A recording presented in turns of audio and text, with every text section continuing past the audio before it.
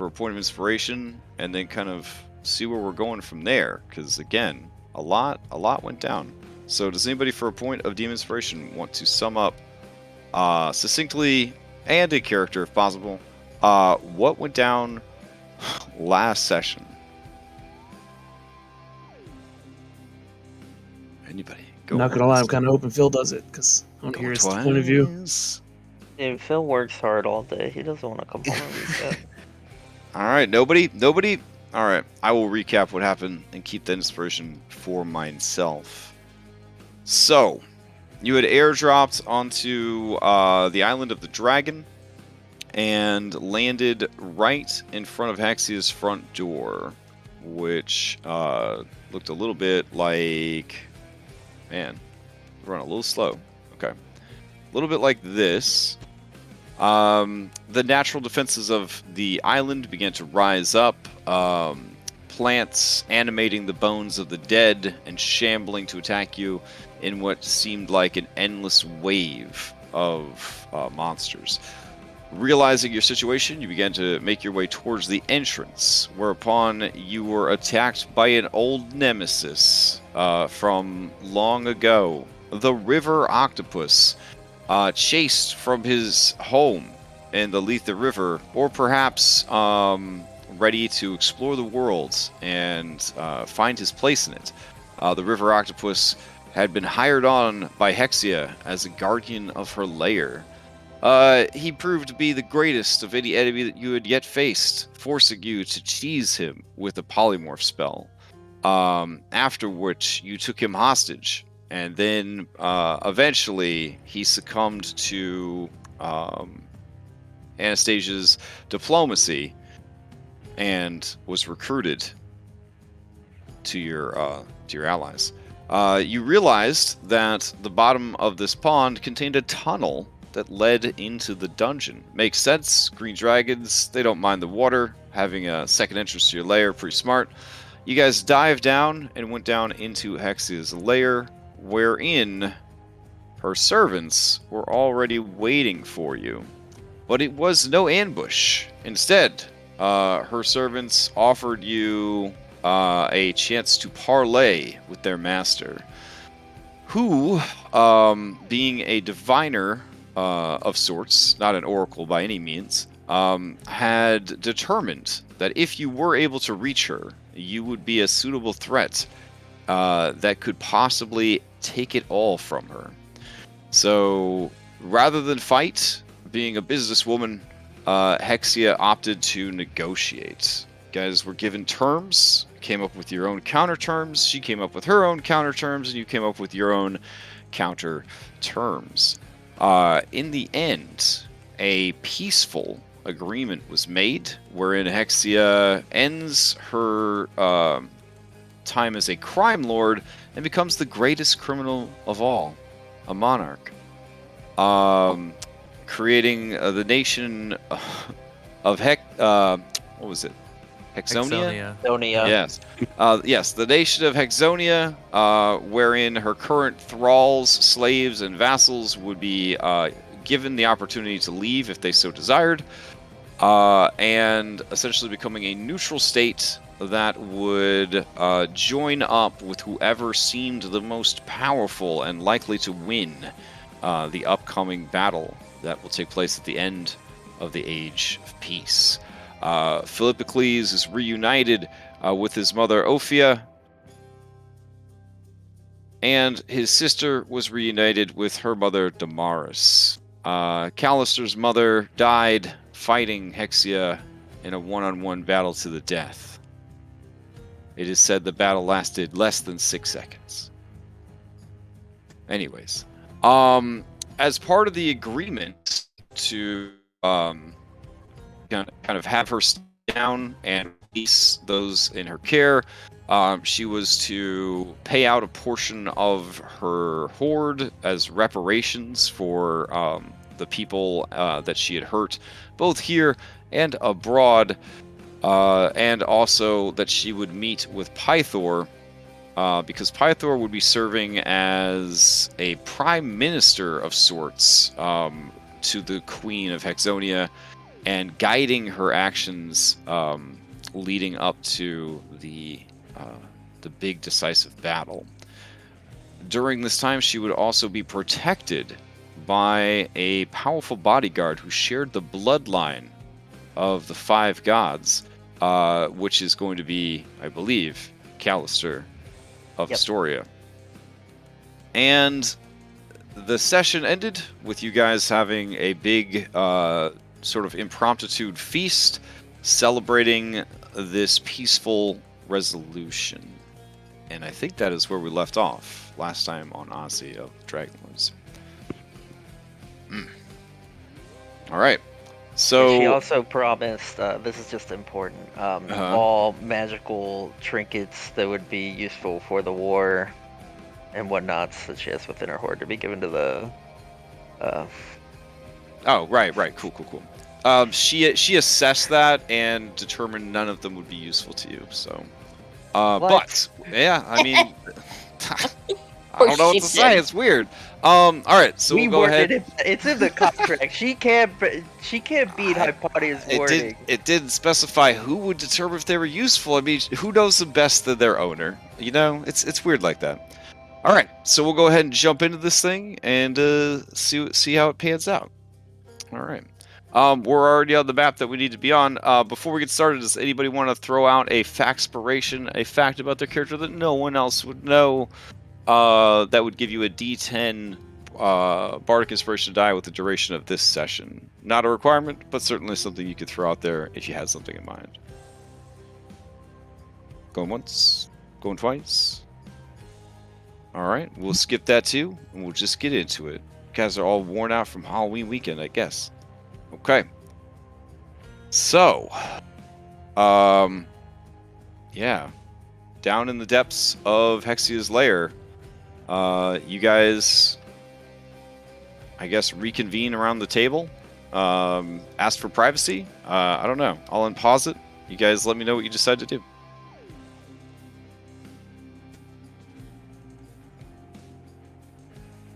Sorry. I had a factspiration. I was muted. The timer's already gone off. Let's save it for next time.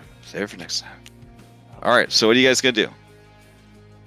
Okay, well, I couldn't do this last time, but I wanted to ask these people here if any of them play 20 squares. If that's okay. I mean, it's okay with me. Yeah, I mean, they're, you know, they're kind of nerdy. They're not as nerdy as like wizards, but you know, they're bards. They have a good assortment of skills. Yeah, I'll turn to this lady right here, the good-natured muse, and be like, so, what do you do for entertainment around here? You know, besides bard stuff. Oh, as you say, besides bard stuff, she smiles and says, all things are bard things. Okay, well, less singing and dancing and, like, what do you do aside from that? Do you play games? She narrows her eyes and says, perhaps. Oh? Do you square up? She raises an eyebrow and says, is this a challenge? I don't know. Do you want it to be a challenge? She shrugs. It goes back to eating her fish pie.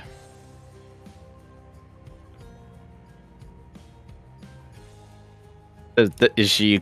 I'm gonna make a perception check. See if she's glancing at me. Withdraws for having not played 20 squares in like. Okay. Sessions. Yeah. Give me an insight check. It'll go up against her deception. Yeah. You know how people, when they're acting like they're not interested. Yeah. They're. That's not what you were supposed to say. There. You're supposed to challenge me.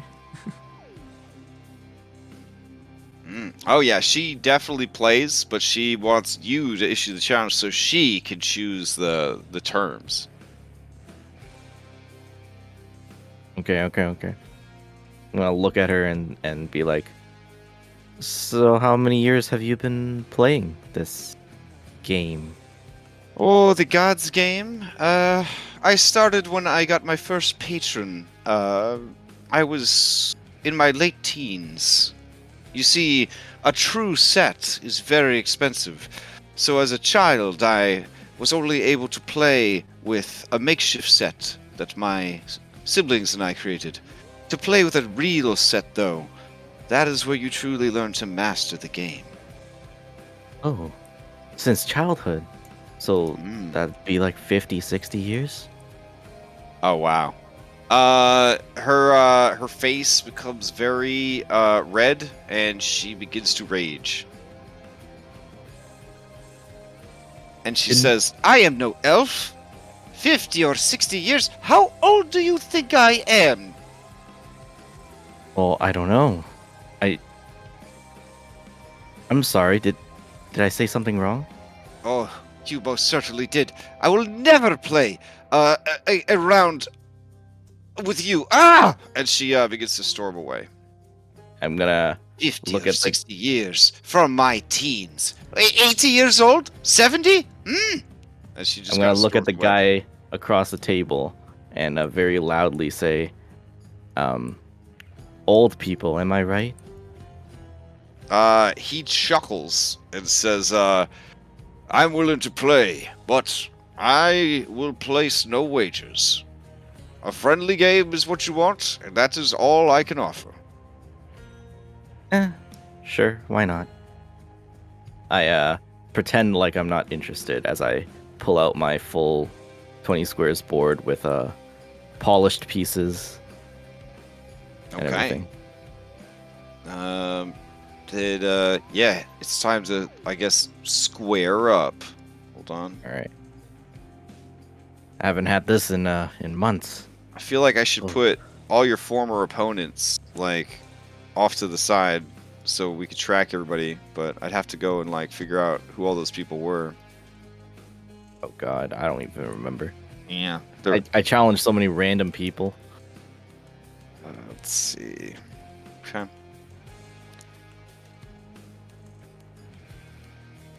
Here we go.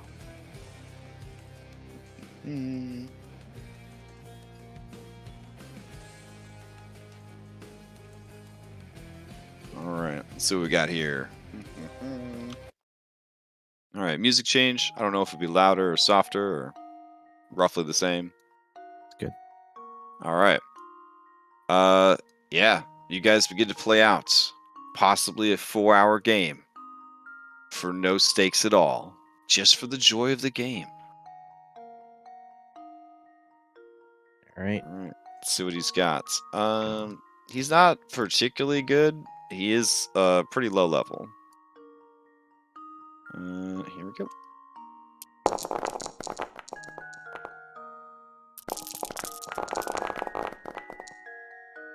All right. He takes the first round with performance. In the second round, you are able to insight what he is up to.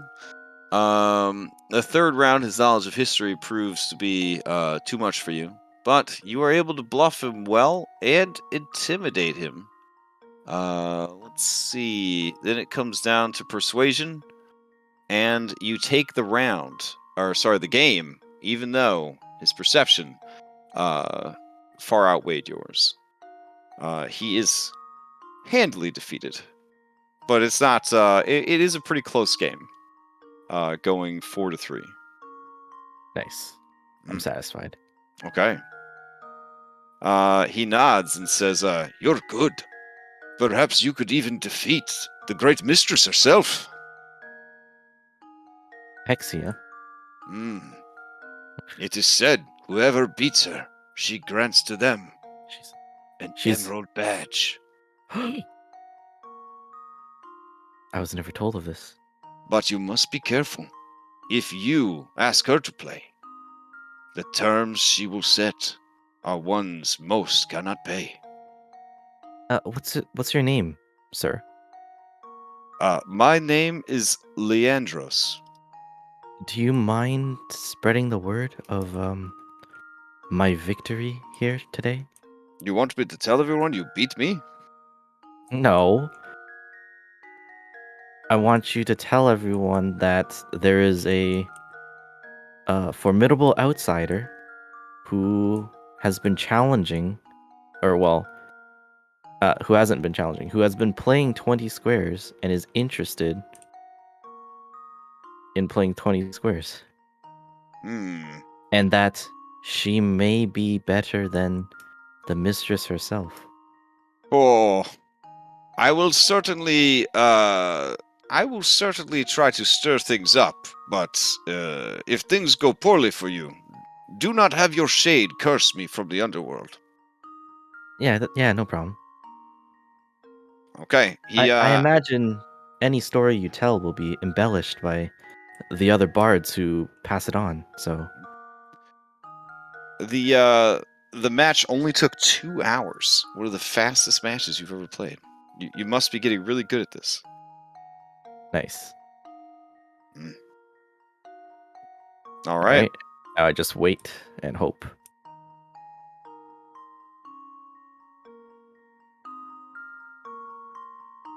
Okay.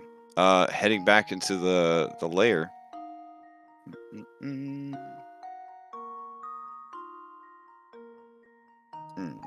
we go. All right. Yeah. While Reset is doing that for 2 hours, am I to assume this kind of took place during the feasting and everything else like that, or are you out of commission for what is coming next? Probably it'll spill into what's coming next. Okay. All right. Cyrus, an angry, middle-aged woman, comes storming out of the dining hall.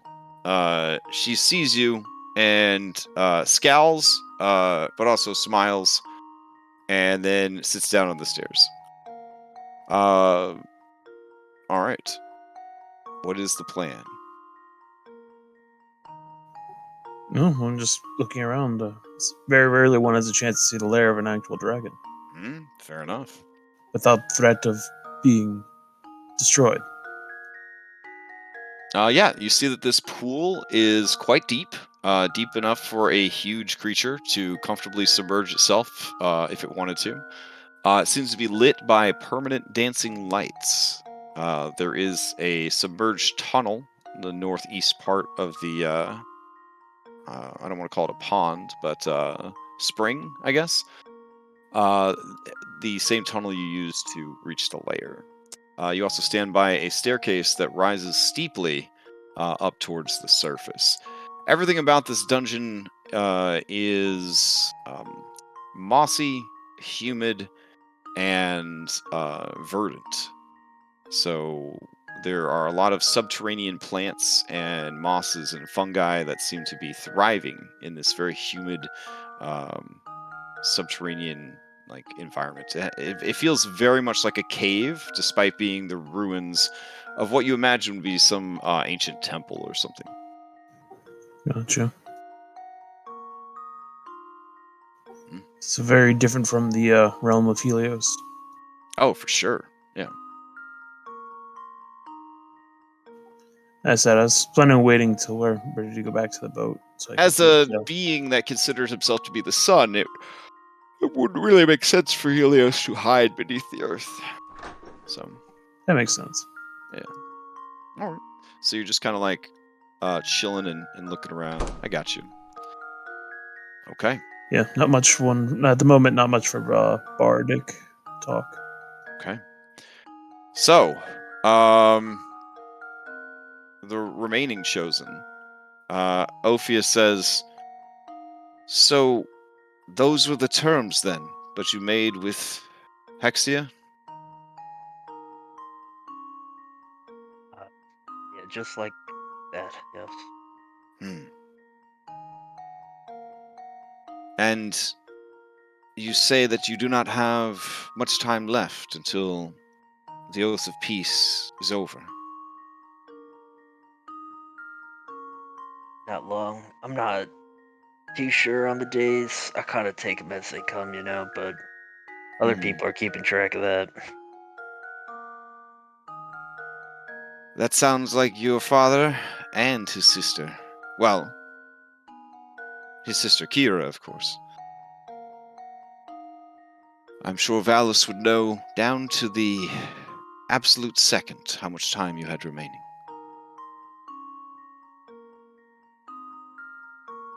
Yeah, I bet she would. I mean, all I know is I'm destined to fight him, and I'm ready whenever that day comes.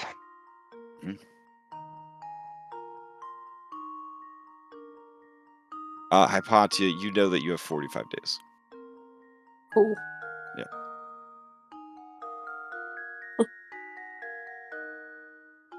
So we'll So blushing a little bit, Ophia says, speaking of your father, perhaps it's time he came and met with Hexia. And then we transitioned over to the boat, where we kind of were last session at the end. Yeah, We kind of yeah, I like think flip I flop already back. Yeah, we like I kind of think I flip already flop back and told forth. him All right. everything. All right.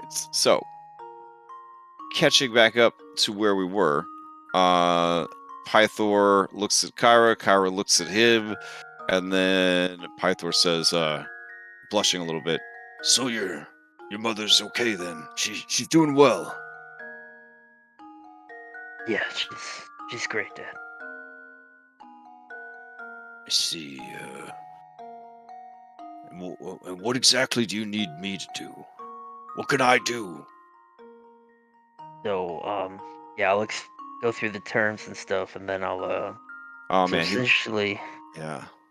essentially you're gonna be the prime minister of this new nation. Kyra laughs. Oh wow. Well, if it's anything like Pythoria, I guess Hexodia is gonna last maybe 3 days. No, it's got to be better than that.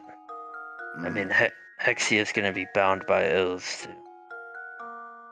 keep it together. An oath of keeping it together. Look, Hypatia An has it oath of figured keeping out, it real. Auntie. I'm not too sure on the details. All I know is when I heard him, I was happy with him. At least happy enough. All right. I mean, it's not like you're doing anything like useful. And Pythor looks so hurt. He says, "I do a lot of useful stuff.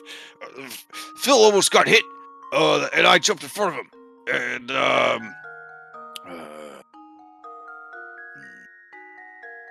what else? There was a bird.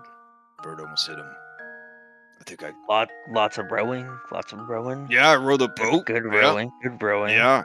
And A lot more rowing if than I you've been doing. leave, who's gonna plow the captain?" And like a couple of sailors like stop working, like tentatively raise their hands, and he scowls at them.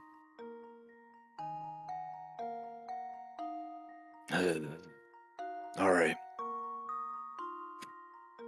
I understand. I'll do what must be done. So I have to go back there and swear to be this prime minister and agree to the terms of this oath? Essentially, yeah. But It's boy, the best we could do, Dad. how am I going to stand beside you in the great battle that's to come? Oh, we put it into the terms that you need a leave of absence to be there. This sounds a lot like what you guys did to Astraeus. Look, I didn't want that. You're not treating us like bargaining chips, are you? No, Dad. No. How dare you say that to me? It took a lot. He leans all and right? says, I mean, you could have just given it to Callister, you know? Oh, she's gonna hurt him too. What? Well, he's gonna stay there and he's gonna keep you company, so you're not just surrounded by Hexia and all the bards that I'm pretty sure you've had relations with. So that reminds me, you gotta keep it in your fucking pants, Dad. All right. Wait. All right. For how long? Look, okay, just don't go behind Hexia's back. All right. Look, you loved her. You said you loved her so much. I do. So go reconcile that.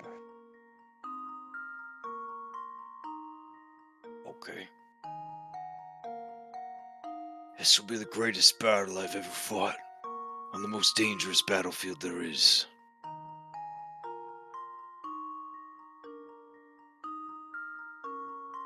Hard start playing. Battle.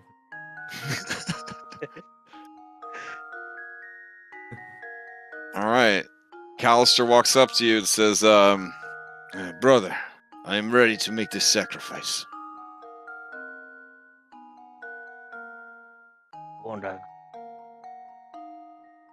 I won't forget, and I appreciate what you're willing to do for our family and Thylea.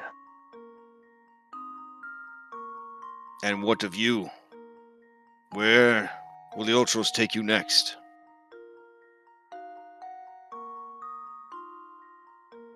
I don't know. Hmm. All I know is it ends at Sidon's door. Yes, the great Tower of Praxis. I had hoped to climb it with you. I had hoped to Perhaps put my blade to Sidon's throat. you may still be able to. Well, in order for that to happen, you must not deviate from your path. You must not be distracted, and you must not be killed. This is a dangerous journey. You have overcome incredible threats, legendary monsters. But brother, I fear it only gets worse from here. I'll kind of like slap him on the back. What could take me down, brother?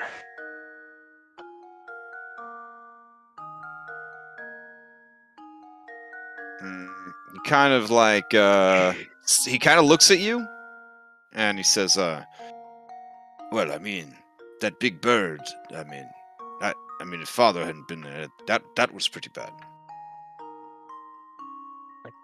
Speech, Callister. I'll be all right. Okay. I've made it through worse. All right. He claps you on the back. He pulls you into a hug, and he goes to stand next to Pythor, and they both head downstairs to pack up all of their things.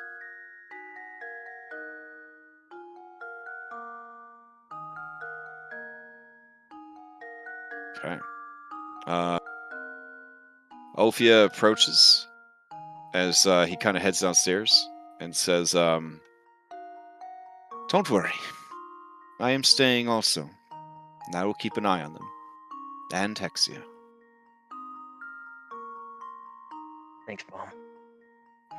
When this is over, I'll come get you. Yes, that would be nice.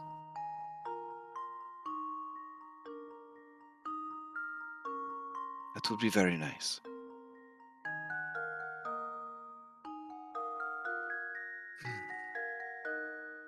Well, I can have emissaries bring you the adamantine, and well, are you planning to go ashore anywhere safe from here? If so, there may be some who would seek passage on your ship.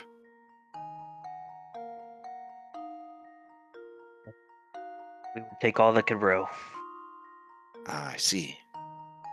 But you do not head back to the Cerulean Gulf.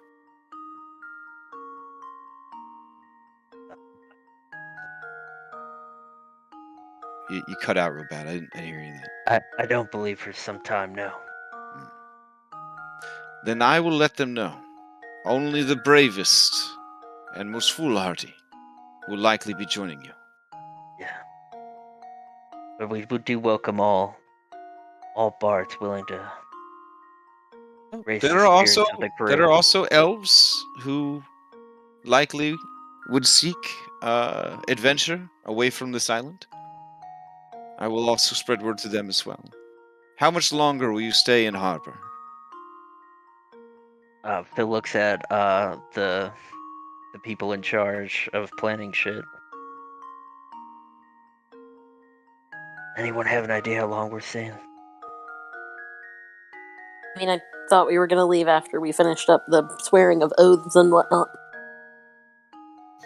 Well, if we're talking about recrewing, we might want to stay an actual day. True. We'll stay. Okay, we'll stay one more day. All right. And yeah, So, we should probably oversee the oaths. So oh yeah, probably. All right. Ophia turns to Kyra and says, "It is good to see you again, sister." And Kyra smiles, and Ophia says, "You seem less restless now." And Kyra, really quick, kind of like glances over at Anastasia, and then looks back at Ophia and says,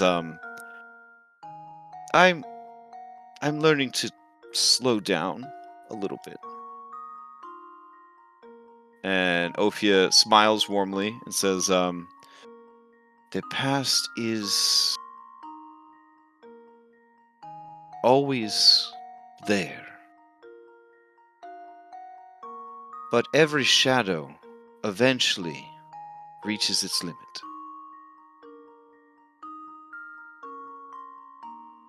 Soon enough, the past will no longer cast its shadow upon you." And you see Kyra kind of like clench her jaw, like trembles a little bit, and she just nods. "Well then, let us prepare to return and swear these oaths."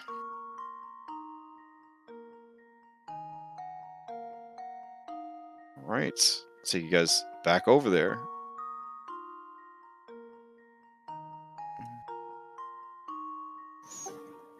Cypher, do you want to meet one of the oldest dragons alive? Cypher looks at you and says, yeah? Now, it's important you're respectful to her. Oh, of course. I mean, he kind of whispers to you. I mean, she's nicer than that Ventus lady, right? I don't know. That Ventus lady's really mean. She's always like stealing from people. Well, there are many different dragons, just like there's many different people. So I guess we'll find out. And Nessa told me that stealing from people is wrong. It's true. You wouldn't like to be stolen from, would you? Oh no. So just imagine. My new hoard is one that I came by honestly. So you can imagine how that would be upsetting if somebody were Even though the other person would Philippocles feel. stole my other hoard. Then he stares over at Philippocles, his eyes blazing. You want to know a secret? Hmm? You're a dragon. You'll probably outlive him Hmm. and make more money. Hmm. Well, I mean, with that Ventus lady in his life, he was never going to make any money. She's just going to keep taking from him. It's true. Hmm. Very complicated. Hopefully this Hexia lady knows more about money and how to make some.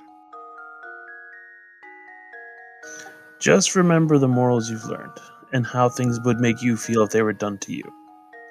Sometimes, the older you live, the more you forget that. Oh, the golden rule. That's what Chandras calls it. And hopefully with that rule, you'll make lots of gold. Hmm. I mean, it seemed to work for Chandras. Does he have a lot of money?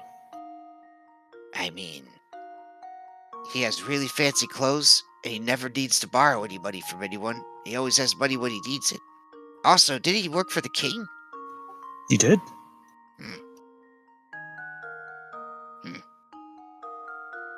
All right. I'm ready. I'm gonna beat this dragon. All right. Are you bringing any other NPCs to meet with Hexia or oversee this transaction? I'll gather up baby Kaishan, but we'll also have a talk about how you don't necessarily need to listen to everything Hexia says, because she real old. Oh, dang. Yeah. Okay. Yeah. Oh, He, before they yeah. before they go, I would have asked Hypatia to bring Arete Okay. if she could. Are you not going back? Well, I'm busy playing 20 squares. Oh, okay. So you're doing this while they're back at the ship. Gotcha. Yeah. Okay, that makes more sense. All right. Okay. All right. So we're bringing the 3 baby dragons. Pythor and Callister's heading back in. Okay. Anyone else? Annika's plans? Is she gonna stay with the ship? It's her mother. Annika loves her mother, but her mother will not be safe if this war actually happens, and really anywhere. And she does hesitantly agree that her mother should stay and help build a better Hexonia. And she herself wants to continue the fight against the Titans with you, citing that her life is already forfeit since she sails with you. They're not going to like ignore the slight of her having worked with you. So at this point, she might as well go all the way. Bill looks really relieved. All right. Let's see. Back over to Hexulair Interior. Mhm.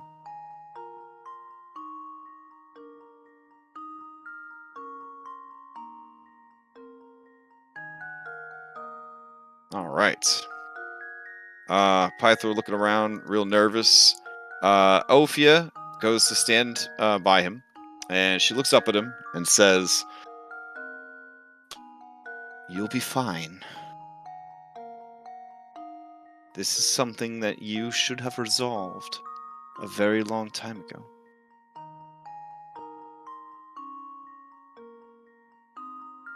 I love you, and I love the time we shared, and the son I bore for you. But Pythor, it's time to stop running away.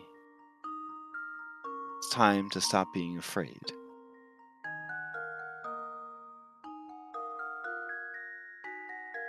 Be the god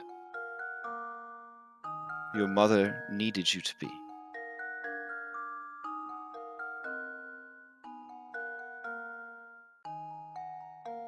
And Pythor looks just kind of shook.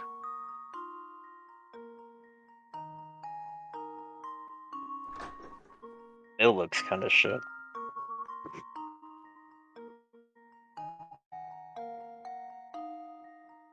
Man, Hexia is so big, I have to click the turn token button twice. Man, it sounds like a your mama joke.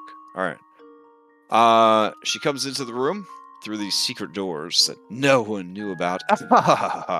And she looks at all of you, and she looks over at Pythor and immediately rolls it out.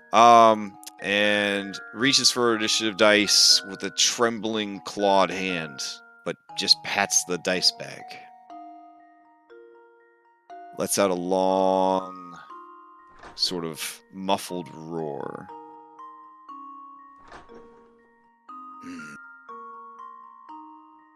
There you are. God of battles. How has that treated you? And he just looks at her and says, "It hasn't gone as well as we had hoped.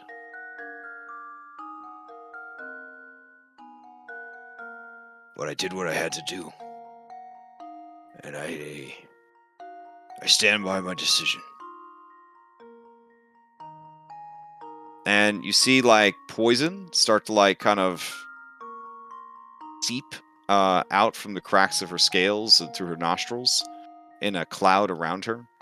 And she says, I see. You regret nothing?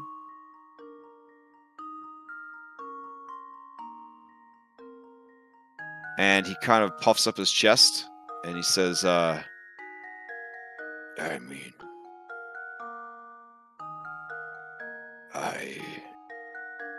and he looks over at you, Phil.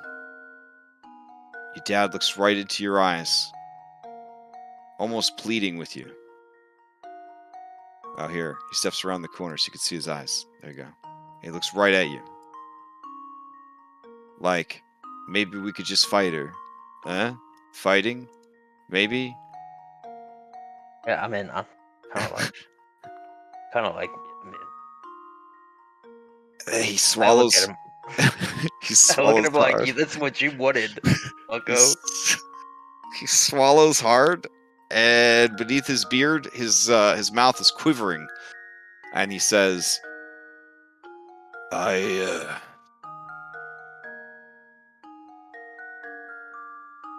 shouldn't have left you. I worried that,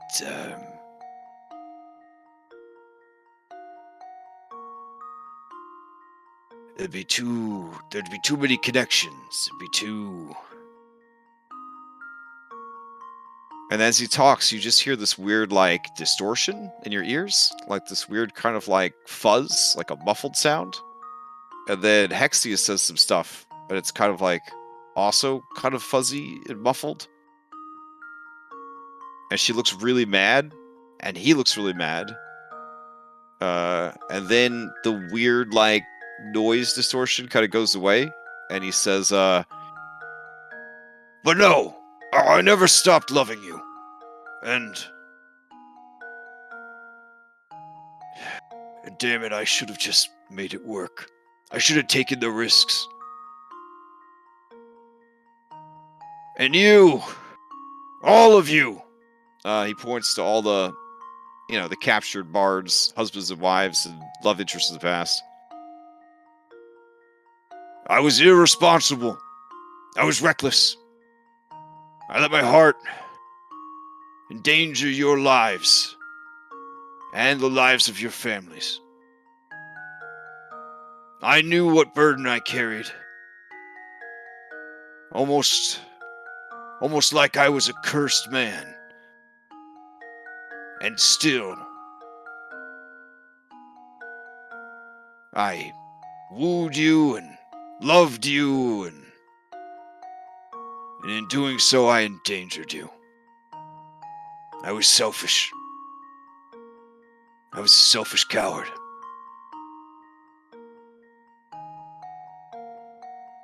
I'm just happy to see so many of you are still alive and well, and I'm ashamed that I never came for you.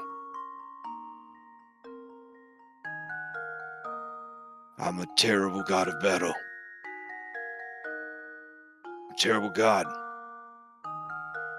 Heck, I'm a pretty terrible man.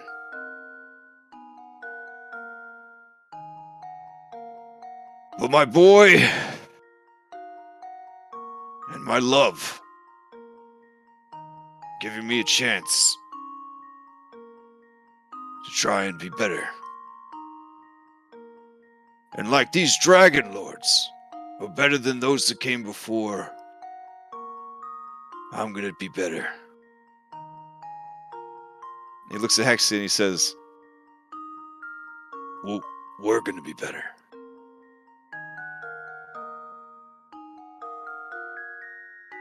And Hexia looks away because she got some dust in her giant orange eyeball. She has to wipe it away in the corner real quick. Then she turns her head back and says, if you insist, then we will swear the oaths before the fates, before sleeping Thylea, before the twins and their angry, vengeful father. and before the gods of our old world. The terms laid out by Hypatia of Mitros are amenable to me.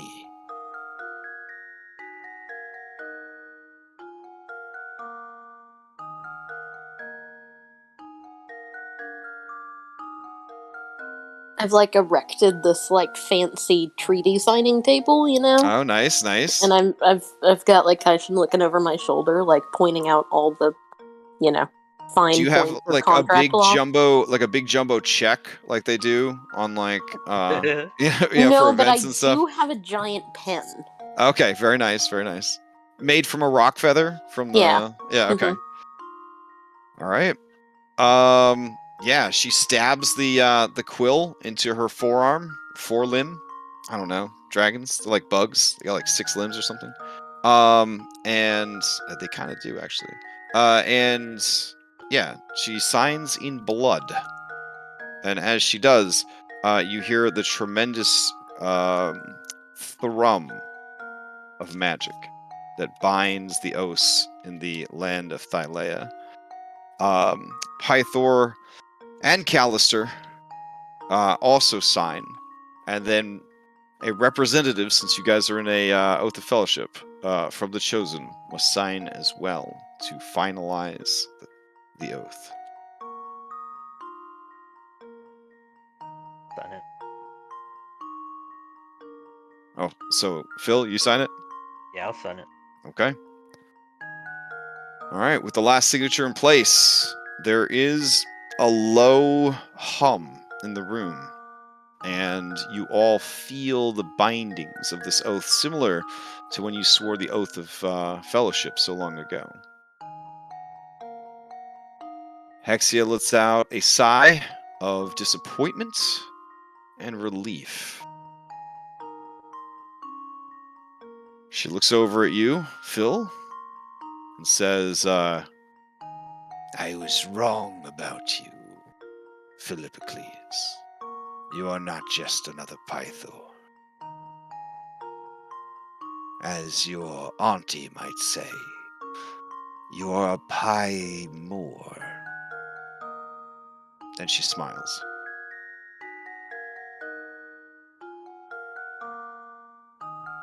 Ruined the moment. Um,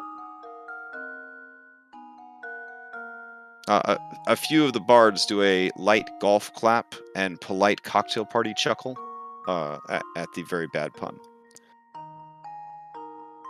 just don't make me regret this. Cyver kind of slithers over, pushes Ventus out of the way, and he looks up at her. I'm Cyver the Brass of Fire Island. She looks down at him, says, And I am Hexia, the Poisoned Sonnet. Once a proud member of the Dragonlords of old. Now, a patroness of the arts. And queen of the future kingdom of Hexonia.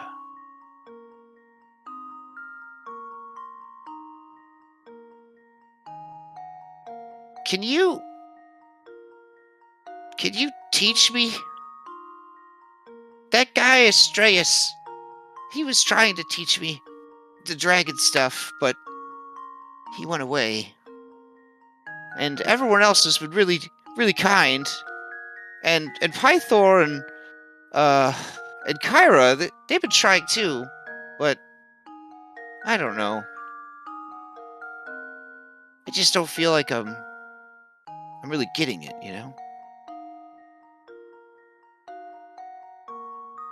And there's just no other dragons around that know what's going on. and you see Ventus like blow out her cheeks in like a big fucking like pufferfish, like raspberry, put her hands on her hips. And he says, But maybe you can. Since you were there. And you flew with the other dragons. I want to be a dragon in the Order of the Dragonlords, and so do my friends, Cation and Arete. And they kind of fly over. And those of you with training in insight, you would still need to make a roll to see if you could tell what's going through Hexia's mind as she sees these small babies.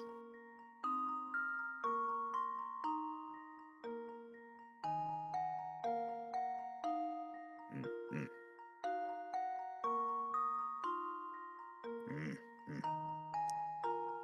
mm.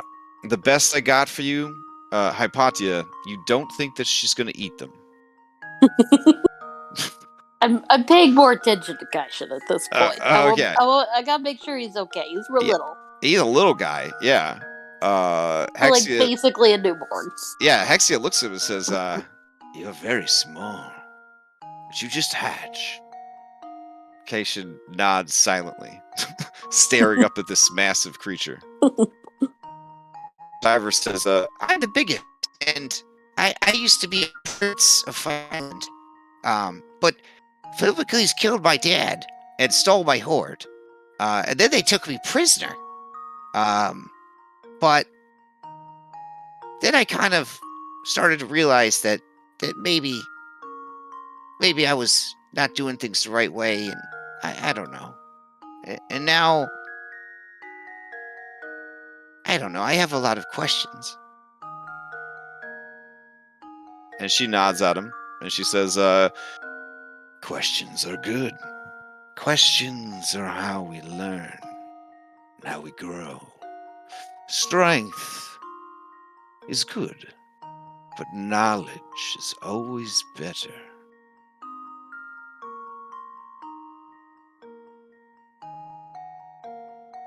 And what about you, Cold One?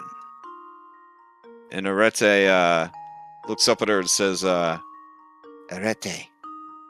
and then points a forelimb at Hexia and says, Old.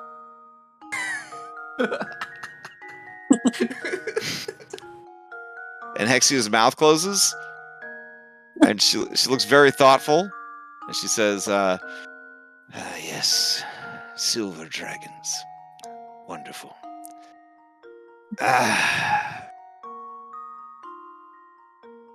The three of you are welcome to stay if you like. I will take good care of you and teach you what I know. What my mother taught me.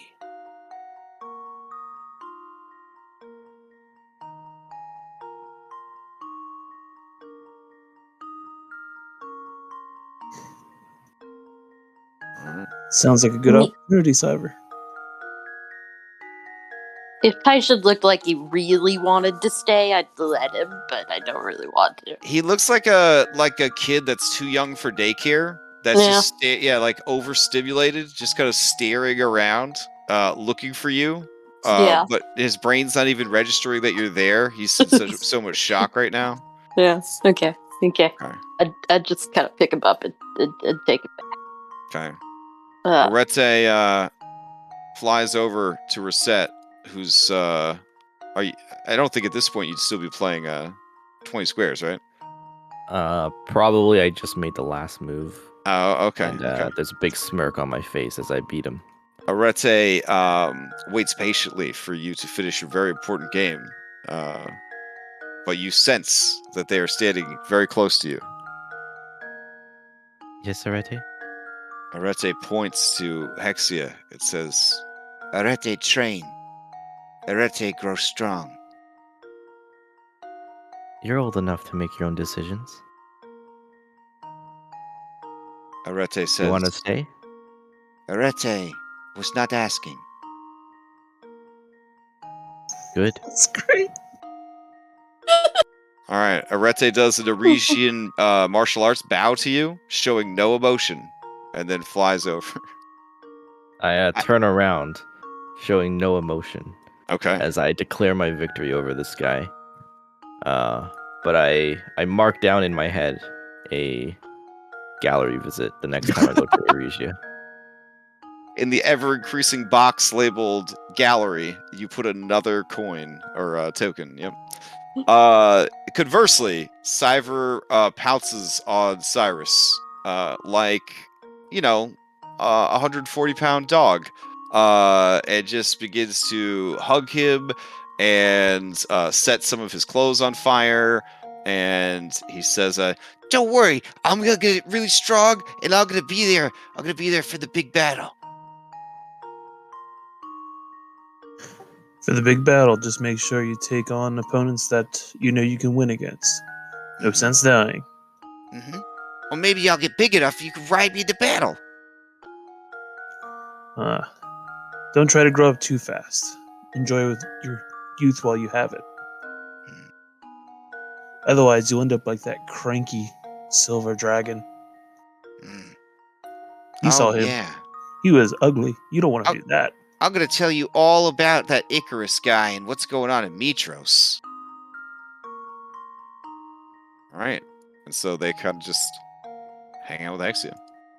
At some point during the conversation, I'm gonna kind of like flip around to the side, and I'm like just like surreptitiously like towards her hindquarters, just like I got some magical equipment, and I'm just like got my microscope out. I'm looking really closely at Hexia, Okay. like just surreptitiously. All right. With her passive perception of 20, she surreptitiously sort of watches you with her draconic sight and whatnot. I'm gonna make some little observations, Kaishin, about how like these properties are so interesting. The theories that we had postulated seem to be true. I think maybe we just need a small sample, and potentially we could try this new spell. And then I probably realized that Hexia is staring at me. Yeah. Yeah. She nods at you and says, Are you looking for something in particular, Hypatia of Mitros? I've been doing some work on magic because, back at the I really feel like I've hit a wall at the academy. With all my travels recently, it's been so... I feel like there's more out there. I feel like there is. And I have some ideas about how to make some stronger spells. Could I have a scale? And I know that's really personal, but I will could I have a fetch scale? one that I have shed in my hoard. Yeah, just That like would be those great. magic And items you promised us. she smiles at you and says, I'm sorry, I'm so powerful that I didn't need any magical items, so I distributed them to my many followers across the world. But I did send your bricks back to the ship so you can build your toy with it. Call it a toy, I guess. she turns back to you, Hypatia, and says, In truth, in this world, mortals are forbidden to access the more powerful circles of magic. You will need to break the bonds of mortality that hold you back. I just look affronted. Like, that's not fair. Or the magic will destroy you. These are defenses put in place by Kentamane himself to keep his sleeping bride as safe as possible. I just look stubborn. Like, that's clearly superstition. Also, you have a curse placed upon you. a rather powerful one. Not just the curse of the Medusa, but something deeper. How do you know about that? I try to learn as much as I can about potential enemies and allies. And you also travel with a very loud-mouthed fool who thinks the best thing you can do with information is share it freely. With catchy songs.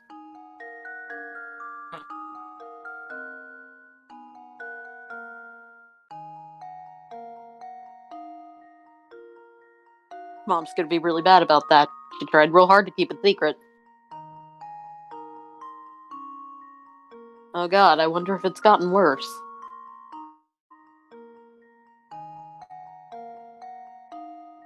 Are you able to scry?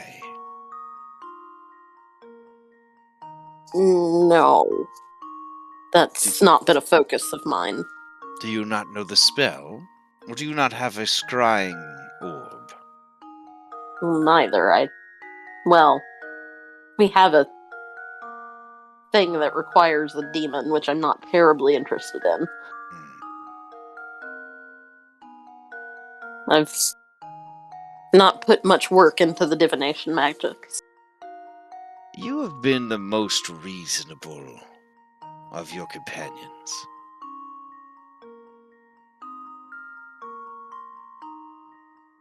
I like to think so. As she goes, her tail swishes and closes the doors.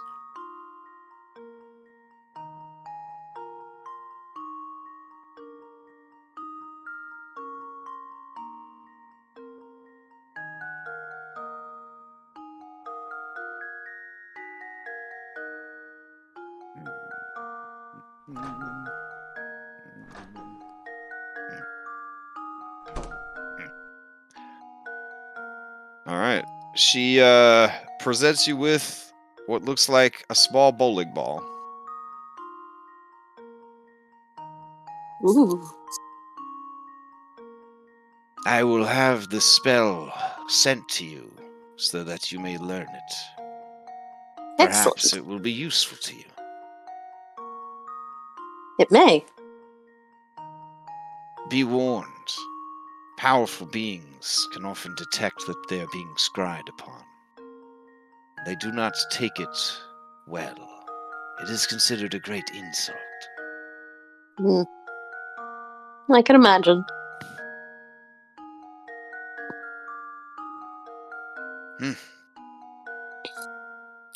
Well, I have sent servants out into the jungles to let the natives know that their freedom has been granted. Some may wish to travel with you despite the dangers that you will face.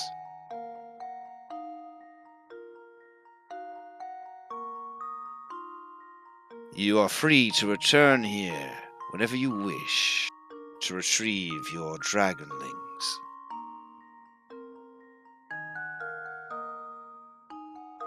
But Pythor and Callistor are mine. You will only see them again. The end of the Oath of Peace. And I dare say you'll have trouble recognizing one of them. And she looks viciously over at Pythor.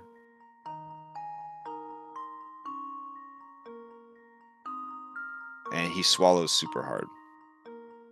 And she's putting you on a diet. He's gonna be shaved. His hair is gonna be swiped. To the It's side. gonna be like Thor from the first Thor movie. Like, yeah.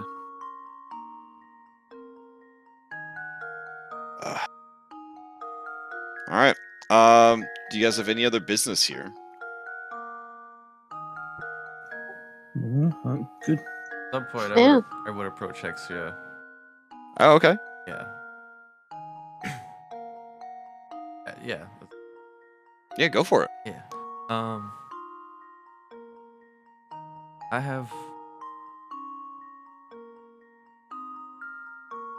the most poisons.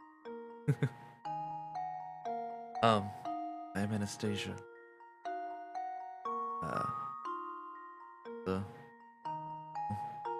And I have just one request before we part.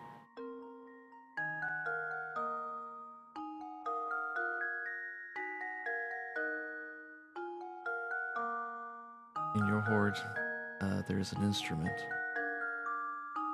given to you by Nautis. But as far as I know, it was not hers to give. Stolen. A request that it be returned to its rightful owner.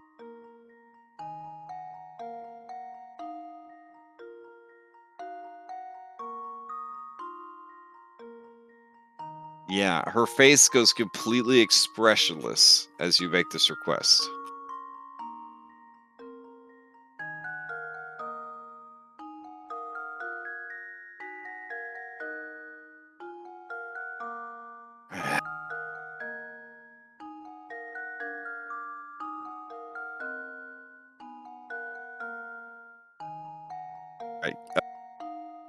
I don't move. Like I just stand there like. All right, she's gonna I try and insight. say- She's gonna insight you. Do you want to hide your emotions with a deception, or do you just leave them blank? Oh, I'd let her. I just Oh, want. okay. No, I don't. My intentions are. Oh, dang. She says, I see you care for Kira.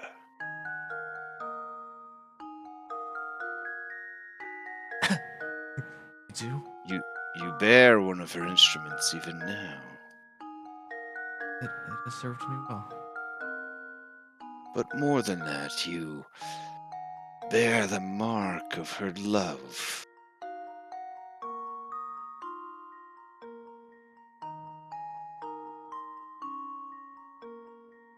And you realize that she gave you a hickey the other day, and it hasn't faded yet. As she Put says, my head over my.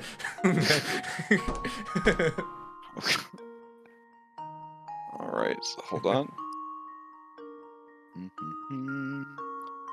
Now this is a pretty wild instrument. I think we've talked about it before. The Kithara. Oh yeah, because it sounded like Antikythera. Yeah. Right. I'm more interested to hear about the super weapon when you combine them. Now, there's there are arts and versions of this instrument that are much more ornate and much more exquisite and embellished and all that jazz. But this one, I think, really sums up the person it was made for. She presents to you the derpiest looking Kithara. Oh my god, possibly it's in got existence. 2 dots Yes. for eyes and a line. Yes.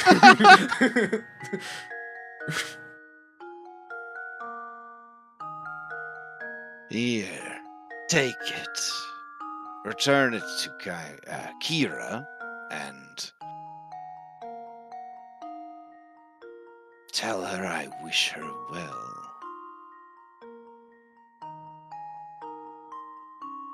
One songstress to another. Thank you. I bow. Okay.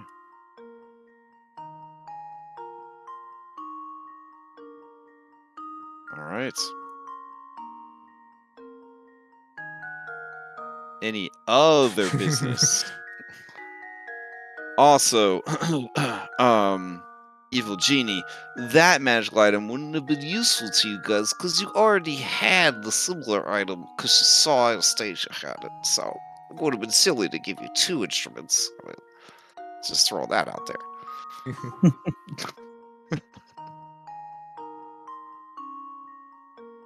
No, but in all honesty, she in the adventure itself, she's just got a shitload of money. For some reason, at this point in the adventure, they're like, "Wouldn't it be cool if your heroes had a shitload of money?" It's like, well, I guess. Go waste their time and not do the actual quest and fail. by not reaching the end in time.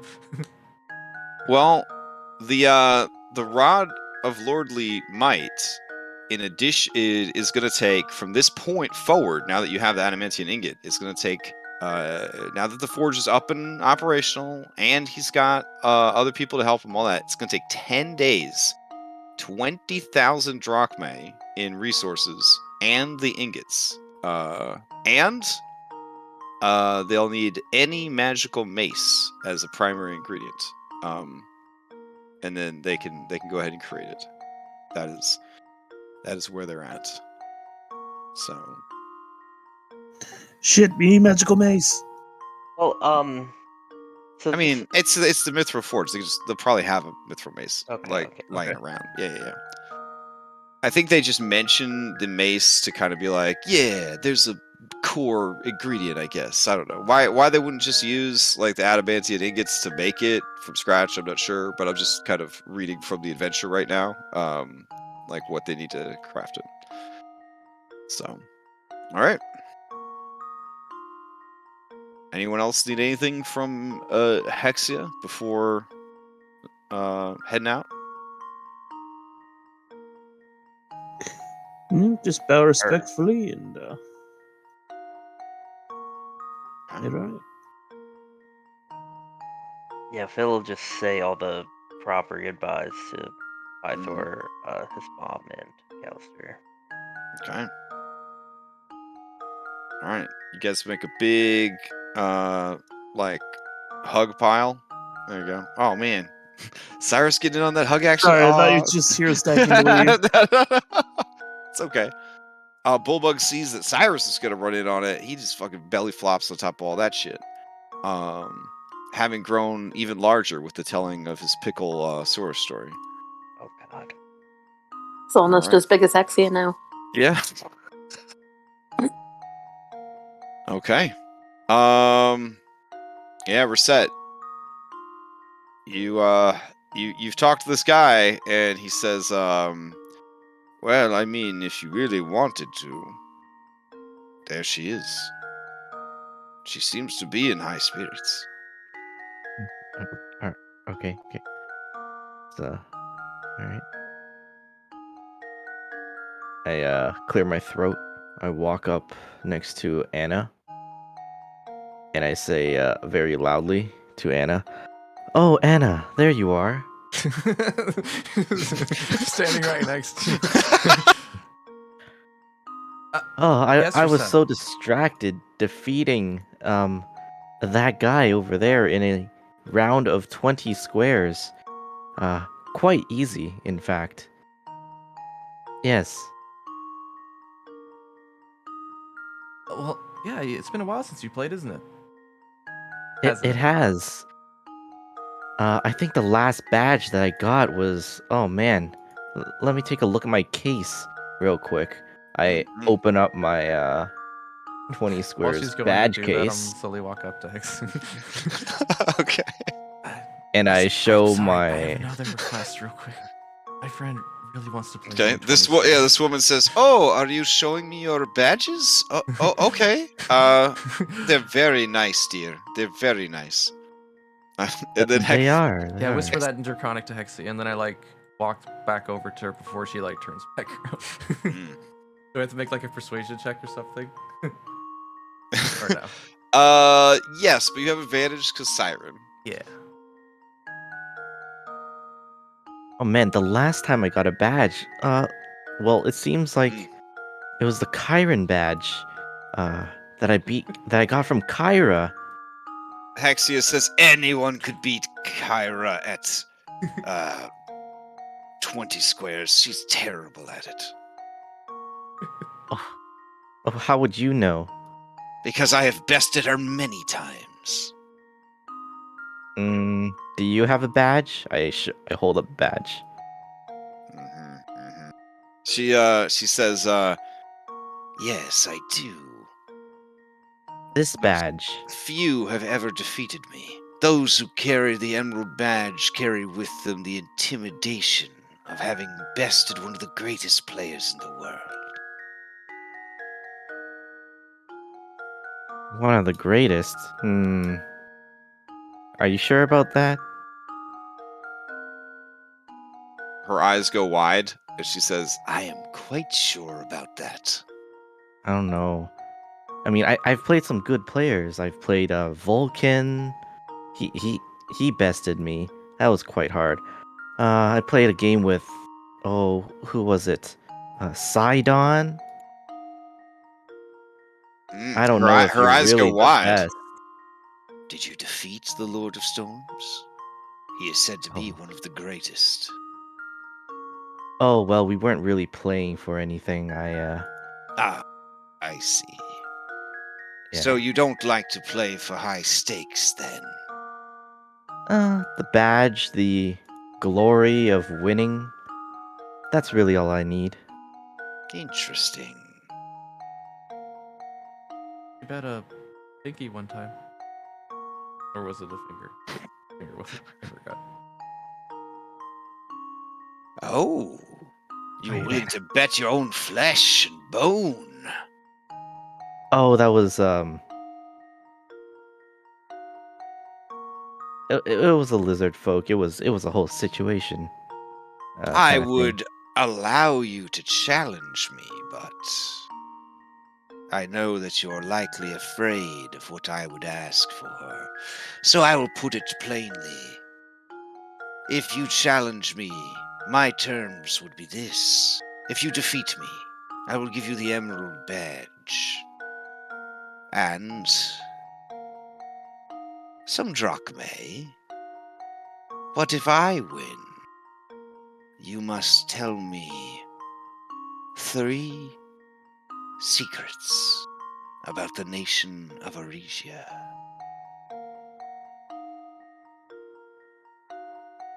Yeah, sure.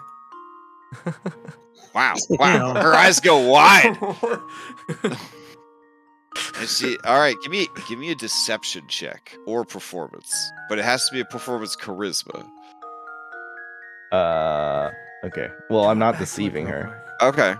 So, yeah, I'll just hold on. Let me just make sure my performance is set to charisma.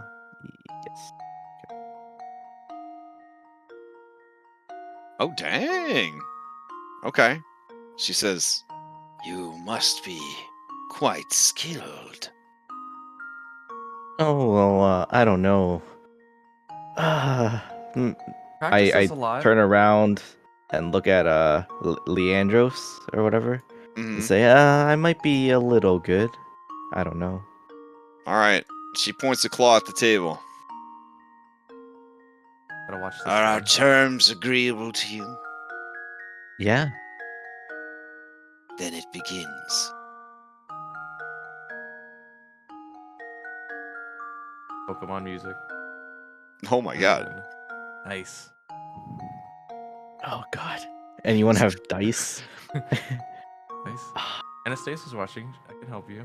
The run roll maybe. I really needed that faxpiration. Yeah, It I was was gonna going say to be about. that. I was going to say one about 20 squares. It's okay. I All got right. Let's see. All right. She is a bard, so she does got some this. skills. Oh my God. Yeah. Okay. All right. This ain't no normal monster. Here we go. You rolling first? Roll at the same time. 3, 2, 1. Oh my shit. God. Oh shit. Look at those roll. Oh shit. All right. Okay, let's see. She's. I'm going to Oh. I'm going to re-roll my insight Okay. Okay. using my proficiency thing. Okay. Yep. So that's. I'm just gonna roll insight again. Oops, it's private.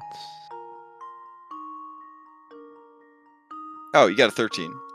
Okay, so okay, that's good.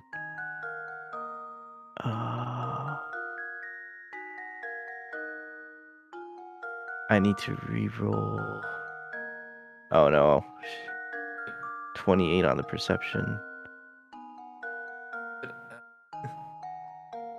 Could I have given her Anastasia inspiration? I know I have to call it before they roll, but they roll them all at the same time. I know, but which one would you have given it on is the question. Oh, I don't know. Yeah, see, it's like a lot of rolls. I think history is her worst one, but I don't think with a reroll, a history would beat a 22. But I think she might could be able to beat beat her intimidation. intimidation because she'll roll a 13. Yeah. Don't you have an ability from the magical box? Or from the magic set? Welcome to the high-end game. You gotta remember all these abilities. My Yeah, magic set? Yeah, I don't have you- the magic set. Oh, you don't have the magic set? That's right. You guys didn't go and get it from Gaius. Yeah, Gaius has it. Dang. I forgot that you guys skipped to Gaius. Okay. All right. Final then. So close on performance. So close. Then we got, I don't know. I mean, the original B team you had. Do you have anyone in the original B team whose abilities did you use yet? Correct. Let's see. Alistair. Both Enika and Gives you a plus Callister. 3 something. Plus 3 to performance. Yeah, performance. You had it by 1.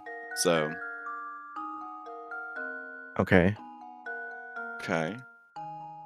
Because let's see. Your B team. Bullbug can't help. Falana. Not for this. Callister. Yeah, so you have Enika and Callister that you didn't need to use, right? What does Enika do? Roll any check. Okay, then Wait, what check does she have you redo? Any? Any check. Okay. Is it? Yeah, just re-roll any save, attack, or check. Okay. Roll. I'll re-roll my intimidation then. Okay. All right. And I'll use Wait, can I give her inspiration now? Well, yeah, give it to me then. No, I don't know. Okay. It's a reroll. It's Yeah, not like a new roll, is it? Sure, you can do it. Okay. Okay. So Anna inspiration. All right. That's private. Oof. Big oof. Oh my.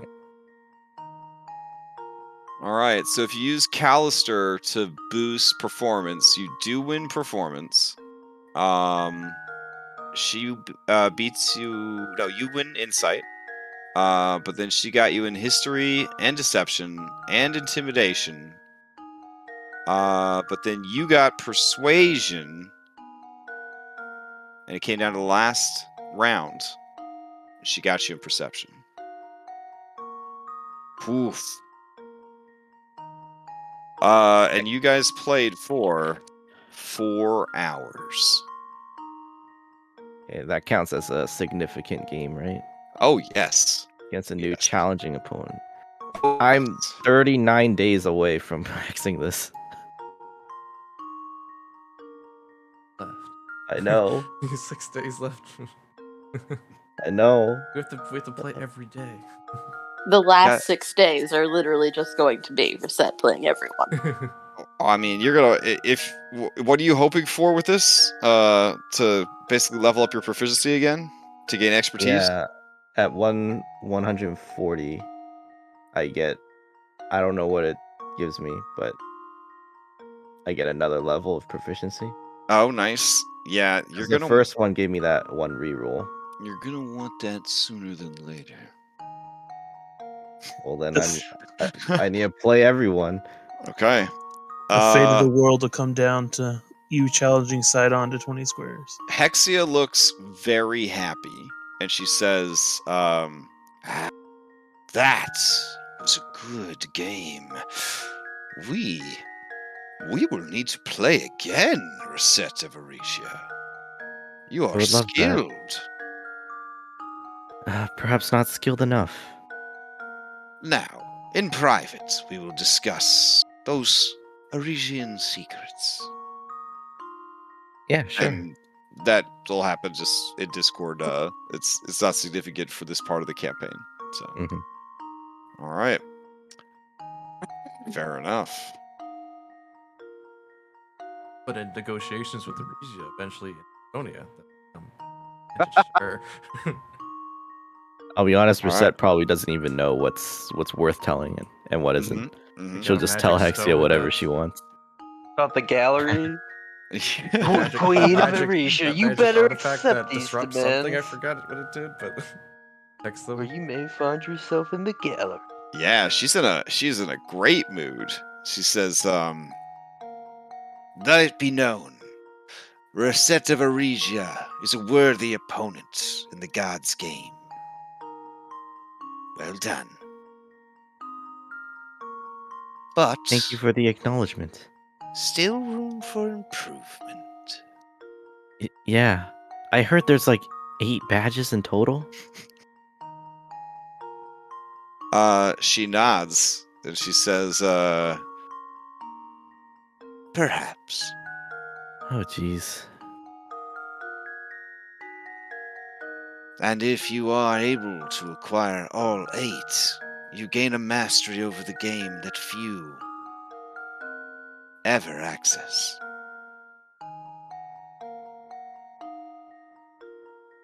All right. I'm So gonna have to speak I'm with Kyrie. cooking up these level 12 like super feats that I was gonna present to try and tempt you guys from doing ASI improvements or standard feats.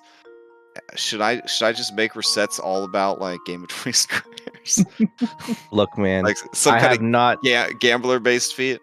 Yes, I have not gotten a single ASI. I would love for you to give me something so I can actually play this 20 squares. It is hard, I think, to be a monk wanting to also play 20 squares, because it is most assuredly a game for rogues and Bards and bards. rogues. Yeah. Yeah, it is a skill monkey game for sure. I would love a gambler feat. In the other group, it is a sorcerers, the one in the party who's handling the game of the gods, and they have that reroll ability, I think.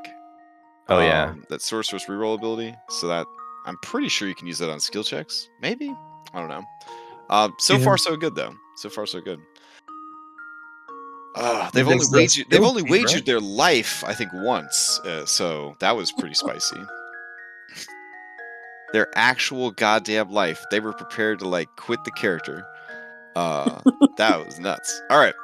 So, any other business here on Dragon Island, or at least in Hexia's lair? Else, I will send you back to your ship. So, Reset, are you proficient in all the things that 20 squares is? As No. I'm a monk. I have like 2 proficiencies. I was just I have thinking the 3 skilled feat. proficiencies. That's all I was thinking. So you could get some of those. I was going to take the skilled feat at one point. But I had other stuff. Gotcha. Yeah. All right, let me take you guys back to your ship.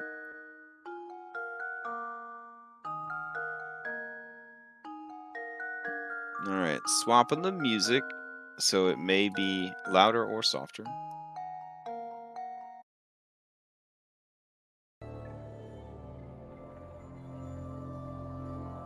All right. So, exiting for now is Arete. Let's see. Where's everybody? Cyver the Brass, Pythor, and Callister. Okay. I want to make sure to say goodbye to the baby dragon. Okay. That I helped, help teach him to fly a little. All right. Cyber the Brass. He likes that you got fire. You have fire chicken. All that's pretty good. Give you a hug. Yeah, like he's gonna miss you for sure. There's definitely an emotional thing. Arete looks up at you, stares coldly at you, and says, "Try harder." Asia nods. Say.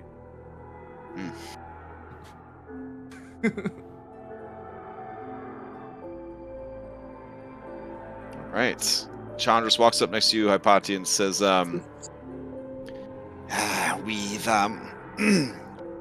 we lost a lot of sailors in the fight against the spring wind, and now we're losing 4 more, 2 of which are dragons. Admittedly, small dragons, but one of the ones leaving is a god. Do you, you think this will be a problem?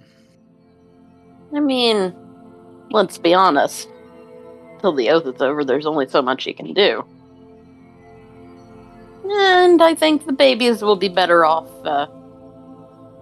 They'll come back to us, and they'll be more skilled when they do. all right. And I mean, we took on some more sailors from the island, right? So amongst the island, none of the bards wanted to join you as sailors. None of them wanted to row. They've had a very spoiled lifestyle as Hexia's pets. And Kyra and Falana made them feel like maybe you didn't need any more bards. In a barding capacity. So they are going to either stay on the island or wait for like a trade ship or something to kind of pick them up. Though the Forgotten Seas are very dangerous, they'll probably wait for Nadas to return to repair her ship, and then probably they'll have Nadas take whoever wants to go back to the mainland back to the mainland. Yes. But I figured we'd have picked up some elves. But yes, there were some wild elves who would very much like to get off this island, and yeah, they're down to go and explore the world. So none of the dope named ones that you did get to meet with. So Derek, don't get to meet with him. Let's see, Eris of Aresia, a former monk who wound up on Dragon Island. Let's see, Petrea. Okay, then Zenobia. Oh man. So those were the champions of the elves that you could have recruited in your battle against Hexia. But there are some just regular run-of-the-mill elves that, yeah, they want to get off this island, they want to get out in the world, they want to explore. Actually, you know what? Let me read the thing for these elves and see if any of them would be so inclined to join you, even if they hadn't met you, just based on the deeds that you had accomplished. So, I mean, hey, we got a river octopus. that's true. You did recruit the river octopus, who, if he had escaped from this battle, would have had to fight. The Tower of Praxis. 100%. Oh my 100%. I already had the room picked out for him. Oh well. I don't know how he would have escaped from that fight, honestly. But he would have found a way. Life finds a way when you're a river octopus. Let's see. Isle of the Dragon. Elves. I don't know. I was not letting go. Okay. My bad. So of those elves, Eris of Aresia, and let's see, they're led by 4. Okay. All right. Okay. Of those elves, Eris and Darok, hearing of your presence and hearing that you were the ones that freed them from Hexia, do approach and ask if they can join you on your Odyssey and your great quest. Both of them are Aresian monks.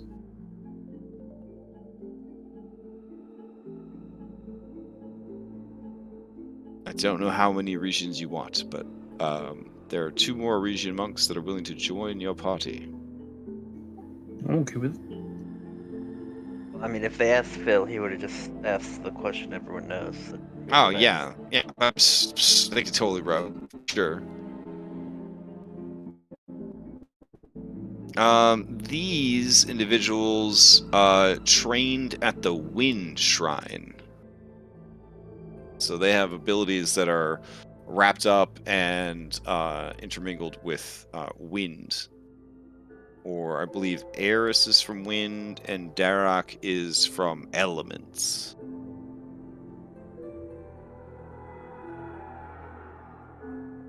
They are especially interested in seeing Reset and Endis of Oresia, if they are willing to meet with them. Oh, yeah. If they ask for me. Yeah, they definitely ask for you. So I guess you meet with them either on the shores or like on the ship. But yeah, they basically explain that they were heading home from Scorpion Island. The ship got lost at sea. They became shipwrecked on Dragon Island. They tried their best to lead the other elves in a rebellion against Hexia. And the elves were sort of split 50-50 about whether or not to try and stage a coup, essentially, and take out Hexia when they got word that they had all been freed. Oh. Well, you can come with us, and perhaps if we stop by Oresia, you can leave us then, or maybe you'll just rather stay.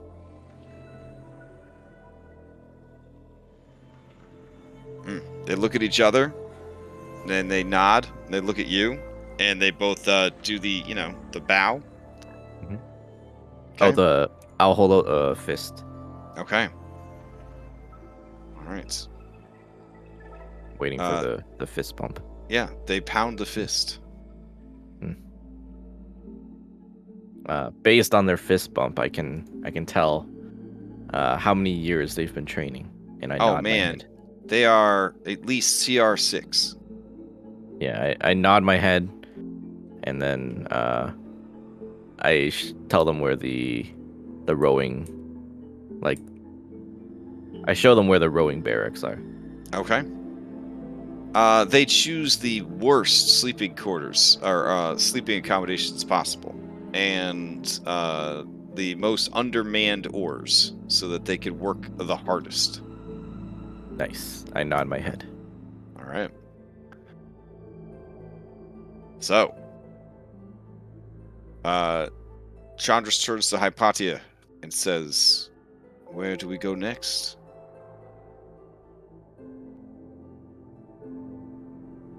I look uncomfortable, and I will show him the orb and scroll that Hexia gave me. I'll say I think I need to practice some scrying. I think I need to check in on my parents. Oh. Just a feeling.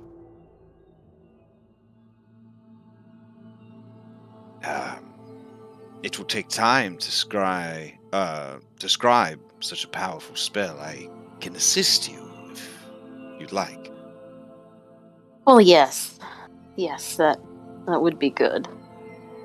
I'll need to copy the spell and study it and so on. Then should we stay in harbor until you have checked in on them? If the others are amenable. And you see him stare out at the mysterious rock formation off the coastline. And he says, I'm sure they can find something to occupy them.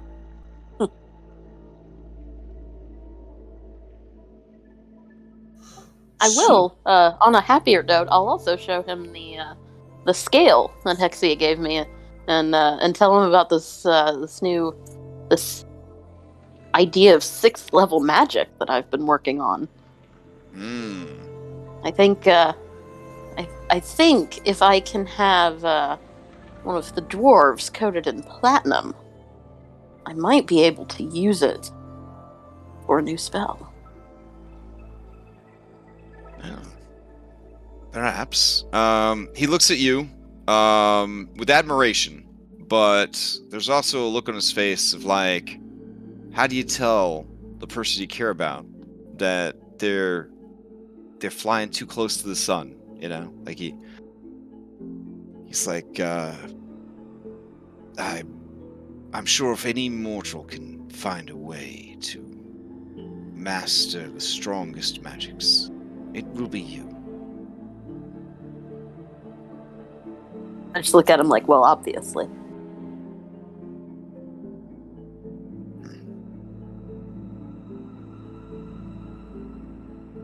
All right, I will join you shortly. I must speak with the others. Very excited for that. Oh, Fizban's Platinum Shield. Yeah, I saw this one. Very I'm so nice. excited. I'm working on it. Such a good support spell. Such a good support spell. Especially the evasion. Oh man. All right. So you head down to start scribing the scry scroll. Whew. And Chandras approaches the rest of the party and says, I believe our next destination is going to be the Maw of Typhon. Hypatia knows that her destiny waits for her there, but she is delaying. I think she needs to find her motivation. Should we set sail for Typhon in anticipation, or give her some time and allow the crew to rest? I know that time is moving quickly now, but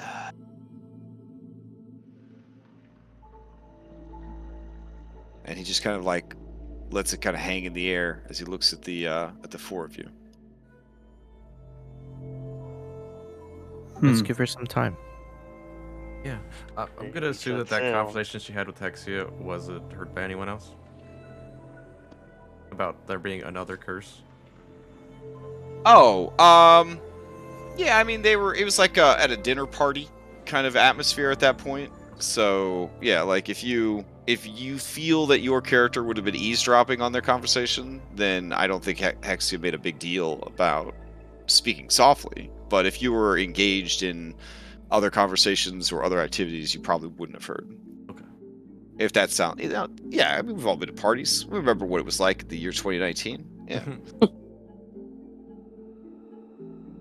Yeah, Phil is definitely engaged with this family. Mm-hmm. I'm pretty sure if he heard her call Hypatia the most reasonable, I'm just saying he gave up a lifetime of grudge to let her live. So it's almost like Hexia said it to be mean. That's weird.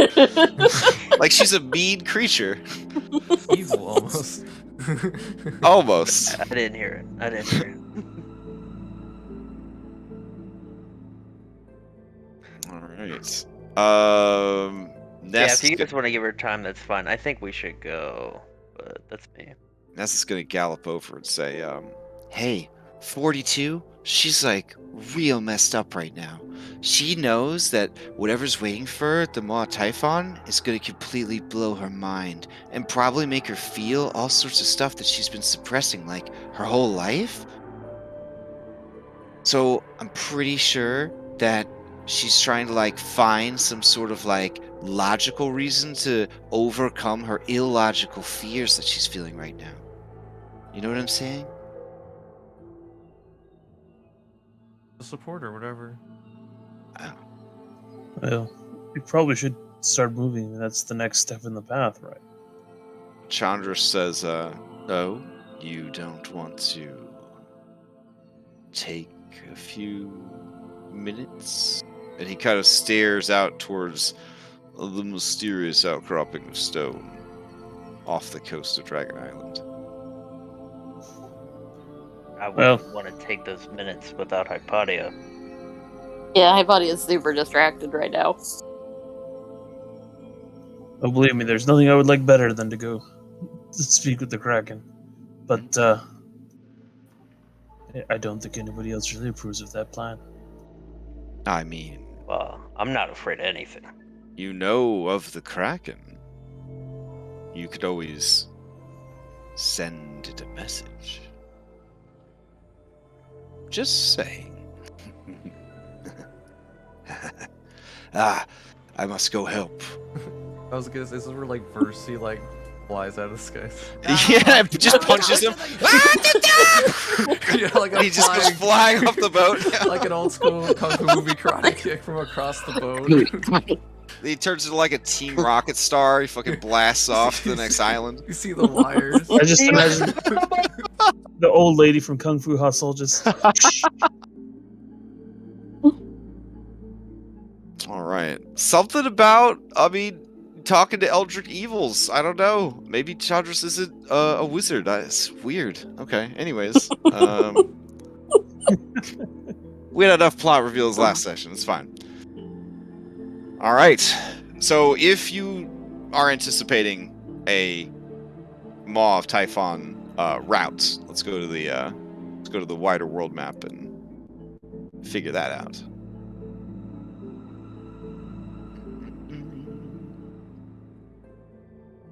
Okay. I'm gonna throw a message in a bottle in the water. Oh my. Oh, just for funzos?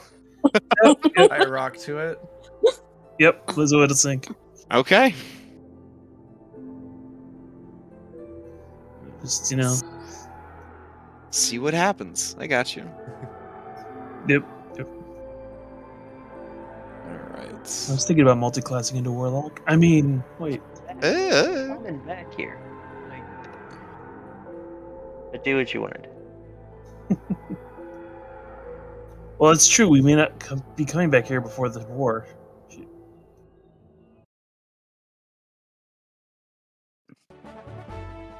All right. So I guess I'll pose the question: do we want a Titan as an ally before the war, or don't we? So we're probably not coming back to this island before. Oh, it's definitely not a Titan. It's it is Are Well, you talking about the other gem Primordial. that holds? Oh. Oof. I Yep. mean, that would actually be pretty strong. But I mean, Yeah, I mean, drop you your could try bottle. to rob him. You could just try to rob him. Okay. Underwater heist. We're so good at those. I don't know. Our That- diplomacy It's got something diplomacy library. skills have been strong. I don't know. This would be beyond Pitios' abilities, since the stone is very, very big and he is very, very small. Here yeah. is a That's the potion only of balancing factor. enlargement. Here Plus- is underwater breathing. Good luck. Sadly, in this adventure, no one has invented the badass deep sea diving spells that we had in Skull and Shackles and Ghost of Saltmarsh. So, per this adventure, the depth pressure of the Kraken's lair is so intense that you must have some means of protecting yourself, or you will be crushed to death. So, Then crushed to death by a crack. yeah. So keep that in mind. Keep that in mind. Alrighty. Let's see. So, according to this map of the islands not moving, you are as far away from the island of Typhon as you could possibly be. It is all the way over here. Yeah. So, in order to get there, though, you use the Antikytherian. It plots a course through the shifting seas and the shuffling islands, and ultimately will take you anywhere between, 2 to 8 days ish. So, yeah. Yeah, we just go this way. Then we'll end up on this. Oh, Pac-Man style. Pac-Man style. Unfortunately, as every scholar knows, the world is flat, and that would be very dangerous. You would fall off. Yeah. There are radical idiots in the city of Mitros called Round Earthers, and they try to spread misinformation that Thylea is a sphere, which is absolutely ridiculous. They hold similar theories that the sun is a burning ball of gas, and obviously, having met the sun, you know that is wrong also. But you know what? It takes all kinds to make the world go round. So you just kind of tolerate them. Hope that nothing bad happens. Things that people believe these days. Oh yeah, it's real Crazy. bad. Yeah. There's also people that believe you can inject yourself with like healing potions and no longer get diseases.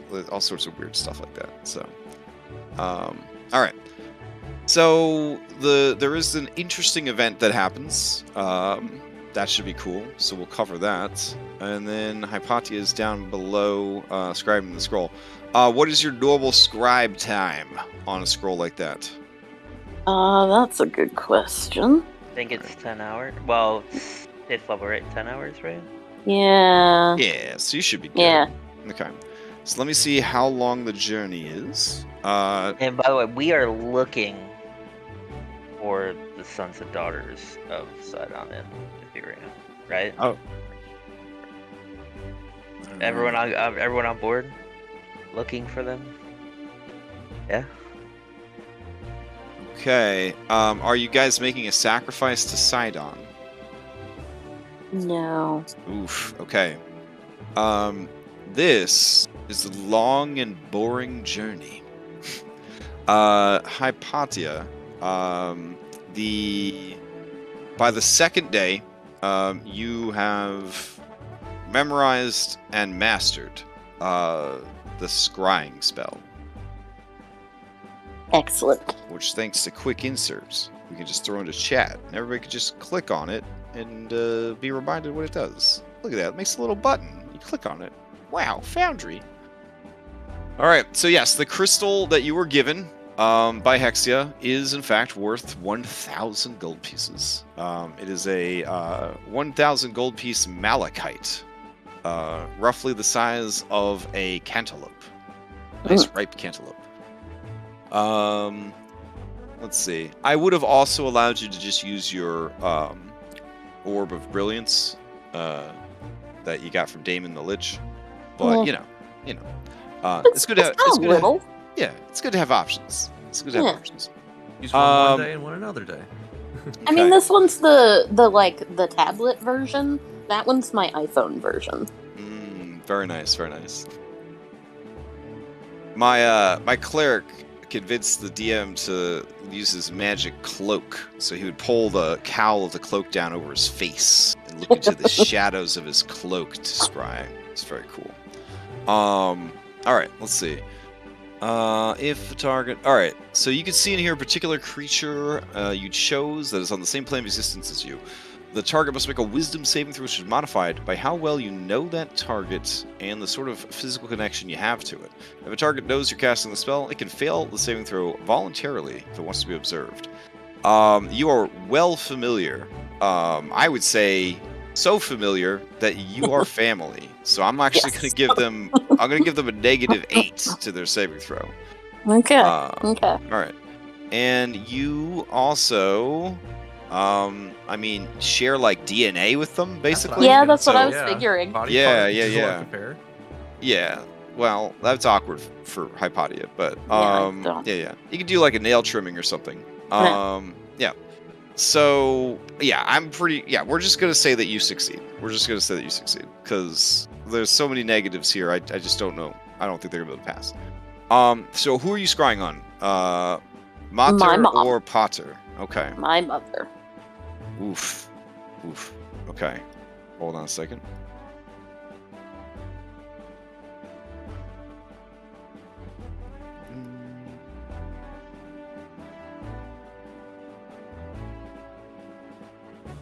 All right. As you begin to scry, Let me change out the music here. Hold on.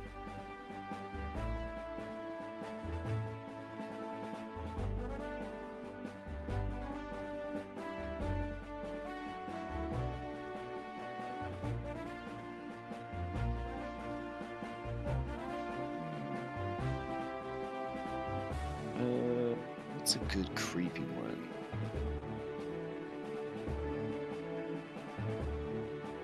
Nope.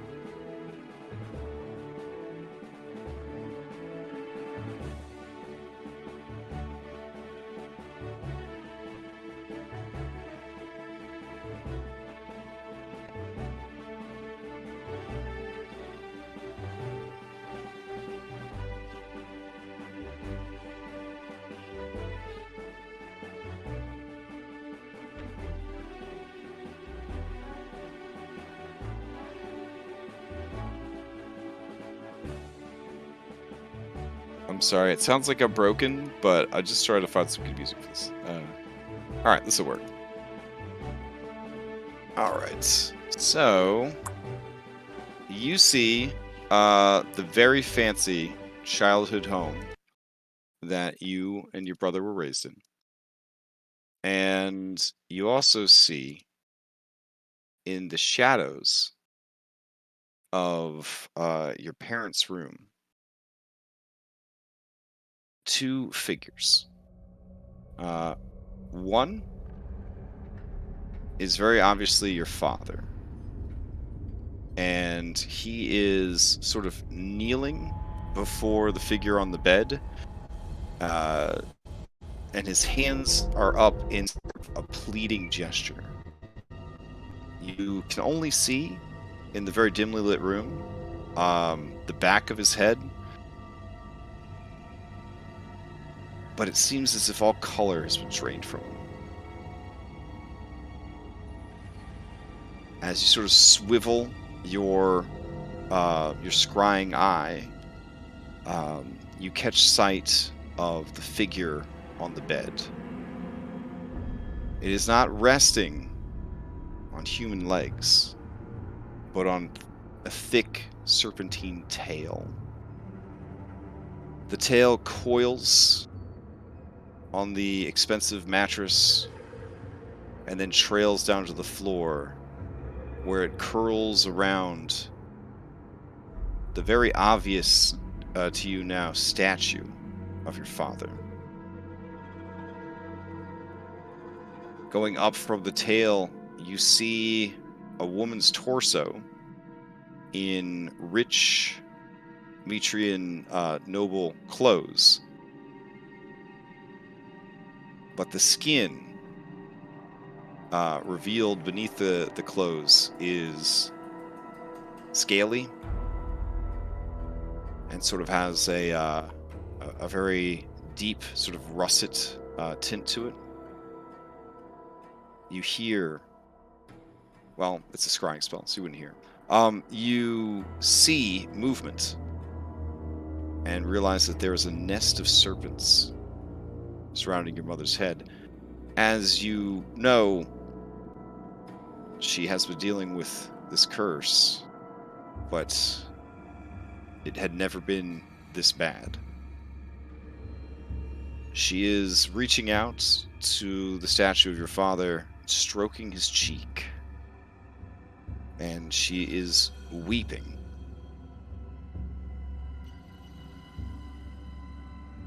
You look upon her face, and she is a monstrous Medusa. The curse has gotten much worse, claiming more of her humanity. She resembles the serpentine being you fought on the island of the Fates.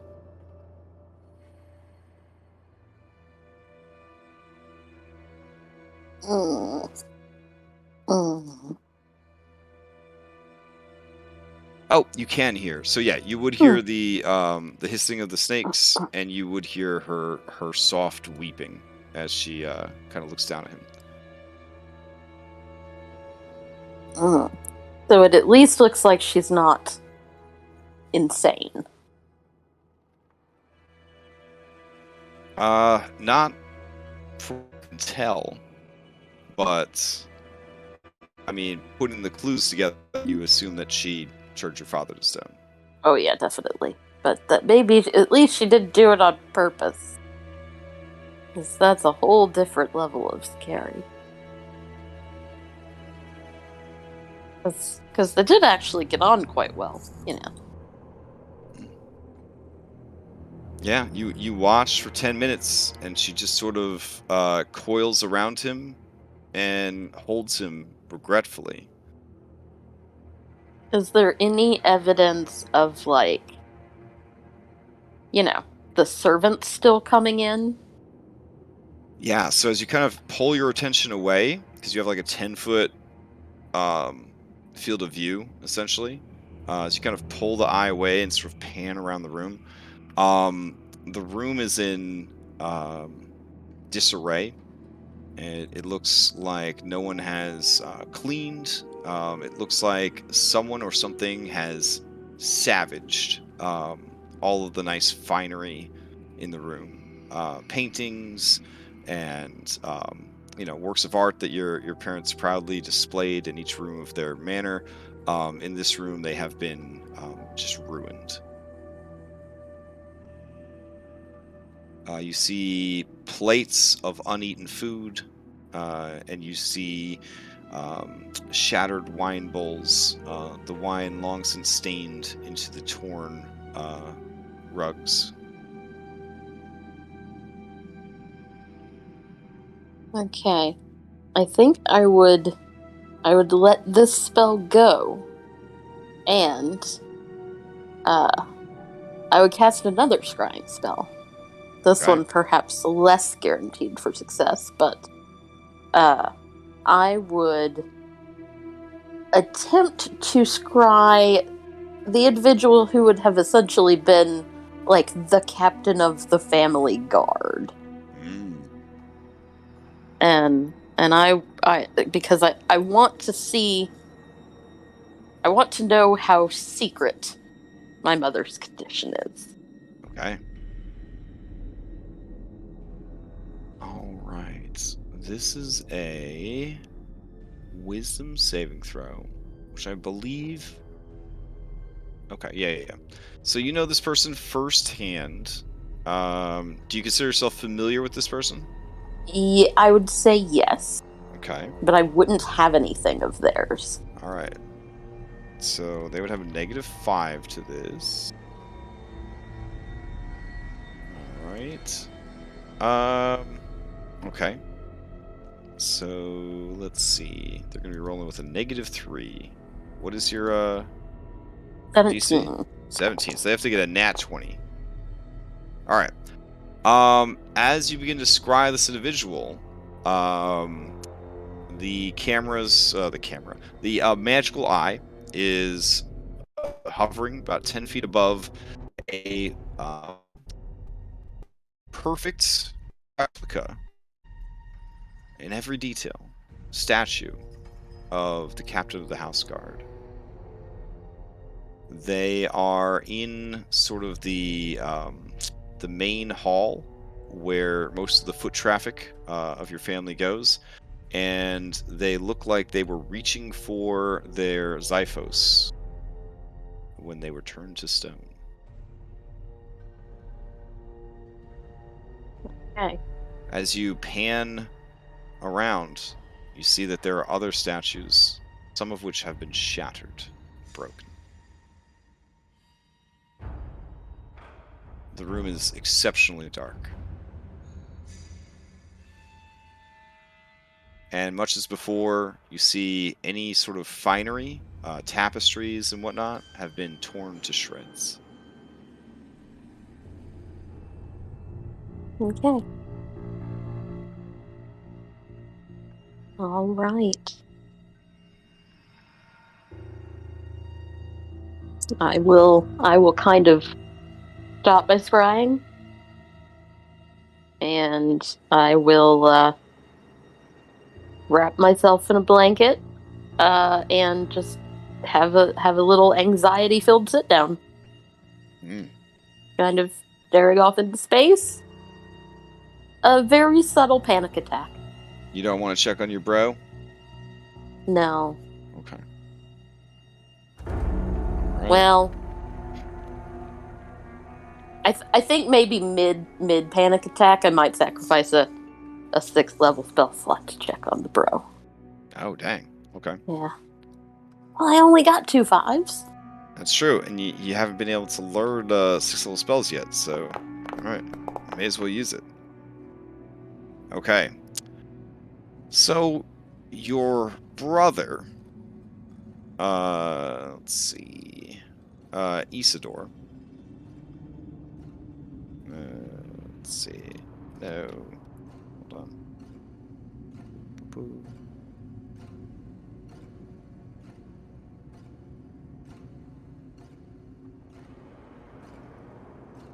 Isidore... There we go. Alright. So as you peek in on your brother, you find him at a meeting with a very familiar sour-faced man.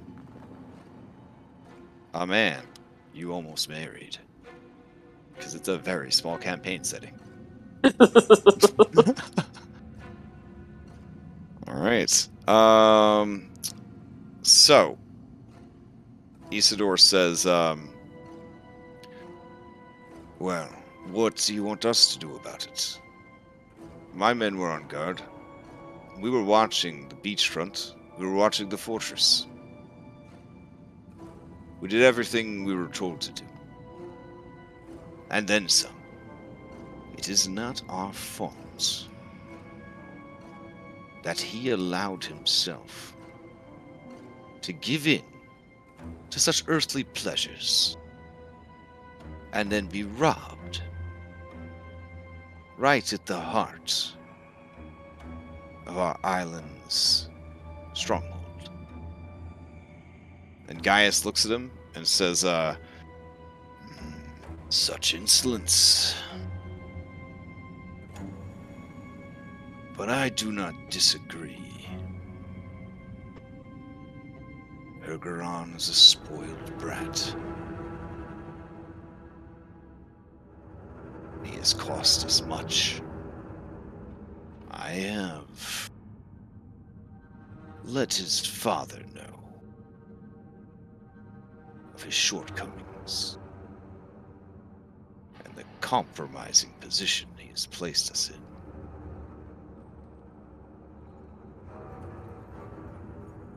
Isidore nods. Right. What do we do if he comes back? With all his bluster and foolishness. The man claims to be a wizard, claims to be possessed of the divine spark of intellect. But he is a fool. You want to know who's smart? My sister. And Gaius rolls his eyes. And Isidore laughs and says, Don't be so sour. You've had your chance. She was smart enough not to marry you. And he kind of punches Gaius in the pauldron. And Gaius, for the first time you've ever seen it, smiles. And says, I suppose you're right. No, Ergeron won't be coming back here. I think his father has grounded him to the tower. He shouldn't get in the way any further. We need to focus on troops. We need to focus on the battle that is to come. Yeah, I feel like I'd be pretty bored at this point. Oh, yeah. And he's like, let's talk about feeding troops. And then they talk about feeding troops, and then the spell ends. They like bread and wine. Yeah. All right. And spying on bad guys is... this is so cool. Oh, Just want to check in with everyone you've ever met in the entire campaign. no.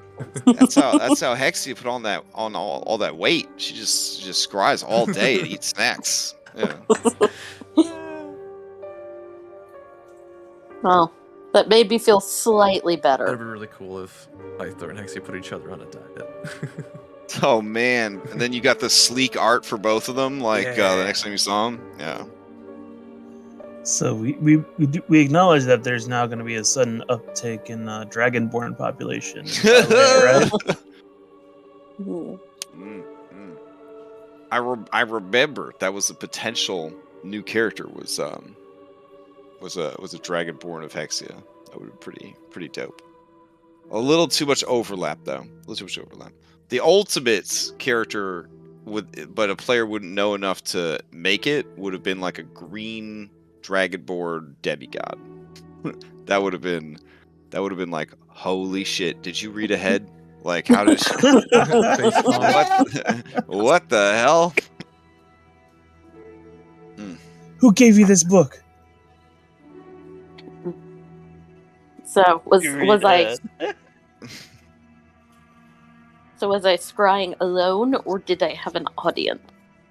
Oh, I mean, like, Chandras and Zamrox would have respected your privacy for sure. Yeah. Oh, I mean, I wouldn't have like made anyone leave. I don't. No. Well, in order to preserve his own privacy and create a social obligation to make sure you do respect his privacy, he would have respected your privacy without you asking. Okay. Because that's how he do. Yeah. Okay. But he assured you that if something went wrong, he's just outside the door. Oh. But that's how sneaky people do. They try to build a network of people that respect their privacy by subtly respecting everyone else's privacy while actually secretly spying on them. So, okay. yeah. Well, then I guess nobody would have been around to see me have my mini panic attack for like 12 hours. Oh, geez. All right. I mean, he's right outside the door. But if you're having it for 12 hours, you could definitely. No, I would have asked anybody. I would have just burden sat. anybody, yeah, with your I'd emotions. just sit in there and fret. That's all Okay. I'd do. Well, Kaishin, sensing Yeah. an issue, would probably come seeking you out. Yeah, because baby dragon bonding and all that jazz. And Skilla would have been there, but Skilla, being an extension of you, would be trying to give comfort, but also freaked out quite a bit. Making it worse. Yeah. Like a nervous dog trying to make you not nervous. Yeah, like, there's no reason to be scared of the storm, human. It's great. Pee on you. Yeah. Yeah. All right.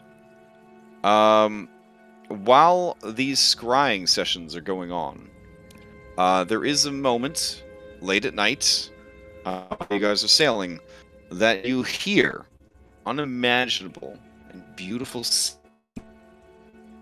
the singing does seem to be Anastasia in Celestial, and it does sound like siren song.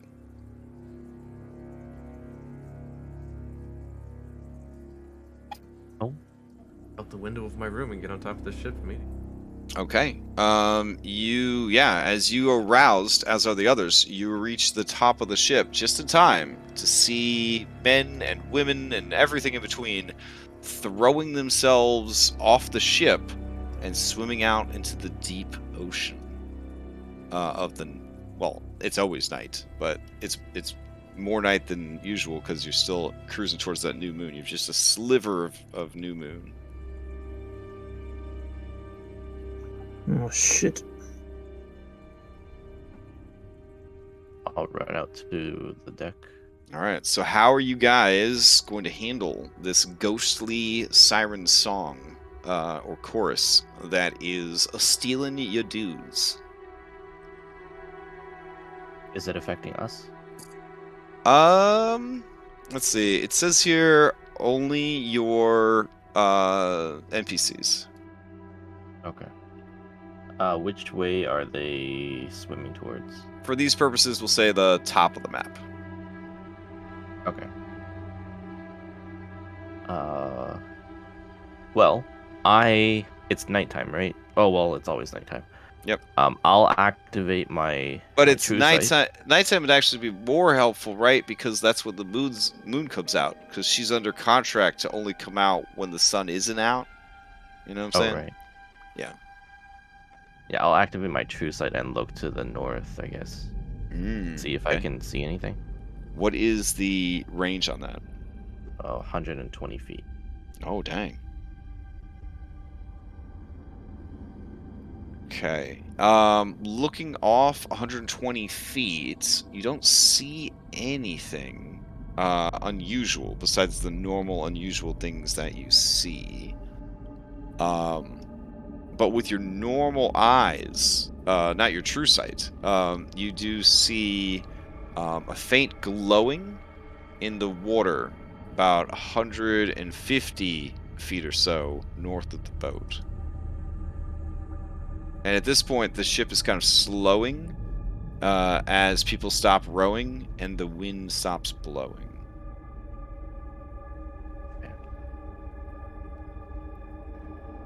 We should probably, whoever's not affected, should tie down the ones that are, so they can't jump off. Or is like everyone, even B team, affected? The B team members, that's a good question. I would say the B team members are tough enough that they are not affected. Okay. Yeah, this is So affecting your rank and file people. We should get River Octopus. That's what I was Okay. gonna say. I was just thinking the same thing. Yeah. And everyone who can to try to stop the people. Okay, we have a quick aside. Okay. Like, okay, this time it's okay to grab them without them asking you. Okay. We need So to- essentially, this is a skill trial. So each of you can put forth a possible solution, and then essentially it's like a group skill check, and then we see how you did, and then that will determine how many, if any, crew you lose to this strange phenomenon. All right. And Anna, the song that they're singing is essentially a song of love and mourning. That basically, when a siren loses someone they care about, but wants to fill the emptiness in the heart that was left behind by the dead person, they will sing this song to sort of beseech the fates to weave a new opportunity for love into their life. Yeah, it's a lament, like when I set that siren up, found it.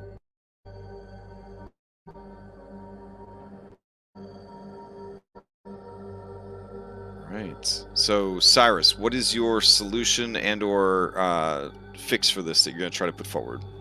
I'm gonna ask Phil to throw me ahead of the Oh. group, ahead of the swimmers. Okay. All right. So you're going to try to get ahead of the swimmers and then... Use the dragon roar to make them turn around. That's a pretty damn good solution. Okay. I'm gonna grab his feet and I'm gonna whirlwind him like we do in Mario.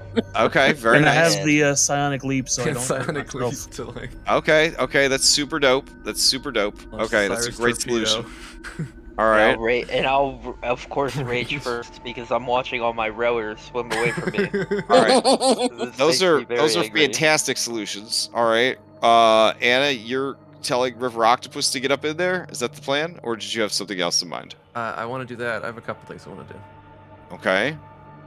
First, I want to cast daylight, so it's easier to see all the Oh, people okay. that are swimming out, so I don't lose anyone.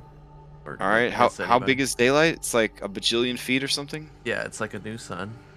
Okay. For a little bit. It's a 60-foot radius, and then it sheds light for an additional 120 foot Okay. spotlight. Then I want to try and join the song to kind of crazy. But I want to try and like acknowledge it, but kind of speed it up to its conclusion, so that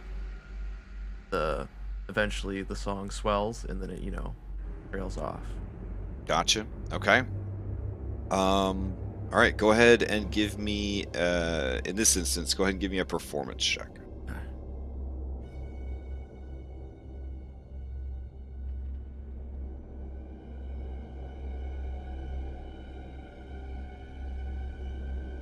Oh wow. Okay. I mean, it's pretty good. It's pretty good. All right. So yeah, you begin to sing with a loud and commanding voice, and the melody of the song sort of shifts to match your pace and your rhythm. Resets. What's your plan?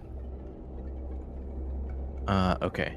So I think what I'd like to do is I'm gonna jump out onto the water, and I'm gonna run along the surface. I'm gonna have like a long rope with me, and I'm just gonna run to all the people that I can see with the daylight spell out and my true sight, and kind of just at least give them a length of rope or put it in their hands, and then when I get back to the ship, I'll give it to like Bullbug and all the strongest people, so they can just rope them in. Okay. Hype. All right. Hypatia, what is your contribution to this? This would be the day after your scrying episodes, Hmm. or the night after your scrying episodes. Yeah. I feel like I'd be. I don't know. I feel like I maybe would not have known it was going on. Oh, okay. Because you're just kind of so like just out of spoons at that point from like everything that's transpired. Yeah. Like only if if I could hear the song, maybe if I heard Cyrus's dragon roar. Mm-hmm. That for sure. might have Super loud. Yeah. Yeah. So Which is okay. what, 300 feet? Yeah. In that case, I probably would have run up on deck after I heard the dragon roar, quickly ascertained what was going on, and then thrown out one of these in front of Oh, damn. like behind Cyrus. Okay. Just a straight wall. So 100 feet of plexiglass, in case anybody did get past them. They can't go any further. All right, Yeah. very cool, very cool. All right, with these very good solutions, of all the potential crew you could have lost, let's see. Man, y'all have really good solutions. Okay, so we're gonna do that. In total, you only lost 7 crew that night. They just could not be accounted for when you finally got people back to the started rowing away, and I got the music up.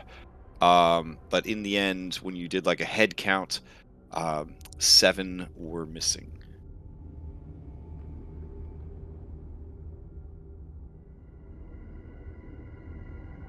Did anybody ever catch sight of the actual siren that was making the song? During the event that was happening, the most you guys saw was a glowing greenish light beneath the waves. That seemed to be where the music was coming from. Right after, 20 week. Anna's struggling to fly back, and it's like flap. Right before she almost misses the deck of the ship and as hits the side. Oh dang! Affected by this. River Octopus is there. Maybe a little too grabby. He put you back on the boat.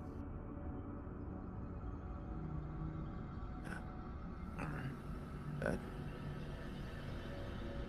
He's Anna for a while. And with rowers in place, the ship begins to pick up speed, and the crew, thoroughly shook by what has happened, looks back as the sea begins to and the horizon begin to swallow up that very faint green light.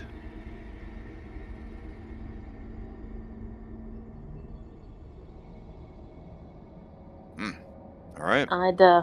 I'd kind of start to look around and come out of it a little bit and be like, where are we? Where are we going? Because I've been not paying attention. Ah, yes. Well, we took a vote between the Island of Time and Typhon the Maw, and we're going to Typhon the Maw. Oh. It was you know how diplomacy is there. I mean, even if you had voted, it's the majority was already in the favor. No, it's for the best. For the best. I think it's getting worse, Chandra. I don't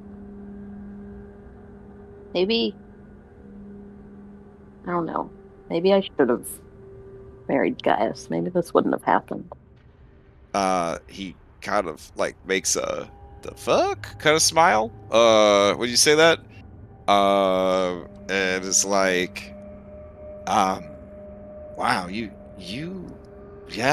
really out of it. You definitely we need to get there faster. Yes, that's a very strange thing for you to say. Mary Gaius. Well, that was the whole reason. Because there's this curse. Mom didn't tell me about it, but she thought that if we could get into Sidon's good graces, maybe he would lift the curse. Hypatia, have you always been a Medusa? What? No. That was I don't know, 5 years ago, maybe? Just before I went to the academy.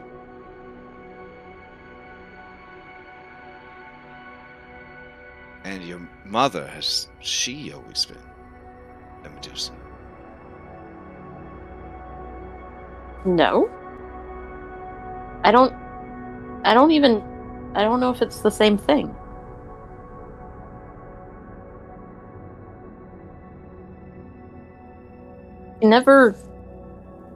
She was always very normal. And then,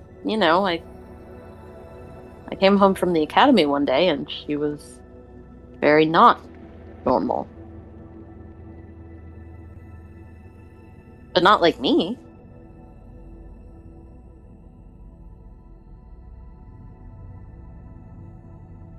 Depending on how a curse is received, even the gods themselves cannot intercede.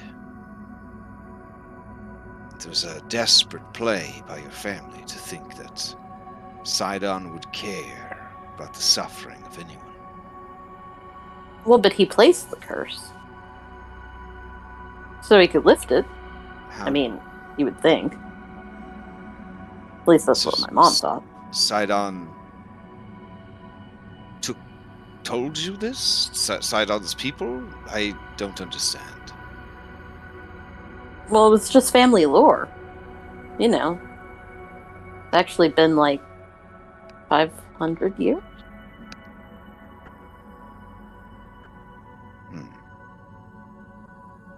I've never pried about your condition? Or I mean, they keep it very secret. You know, who wants to marry into a cursed noble family? Ah, they kept it secret from me. Still, you know, it started becoming pretty obvious. and we need to travel to the Maw so you can break the curse, or just find the answers you need. The Lotus Switch said that. Well, it's not important. Not Are you important. sure? It's fine. Yeah, fine. We should just go there. All right. We will continue our journey. Hopefully without any more incidents. You should probably rest. You seem greatly fatigued. I'll handle any, what would Kyra say? Nerd shit that's anyone needs help with. That's good. Yeah, I should go sleep.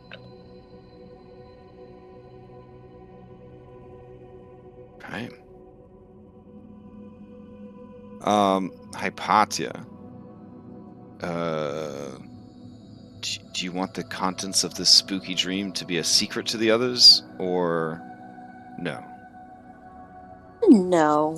No? Okay. Hypatia tends to not have secrets. She just doesn't talk about things. Oh, fair enough. But if Okay. but if somebody asked, I'd tell. Okay. I'm sure no one's going to listen at the door, tell everyone what she heard. So. Yeah. All right. As you settle into sleep, Chandras kind of hangs out other parts of the ship for the night, kind of give you some privacy and some space, sort of thing. Doesn't really know what to do, kind of situation. As you fall into sleep, you find yourself in a strange place.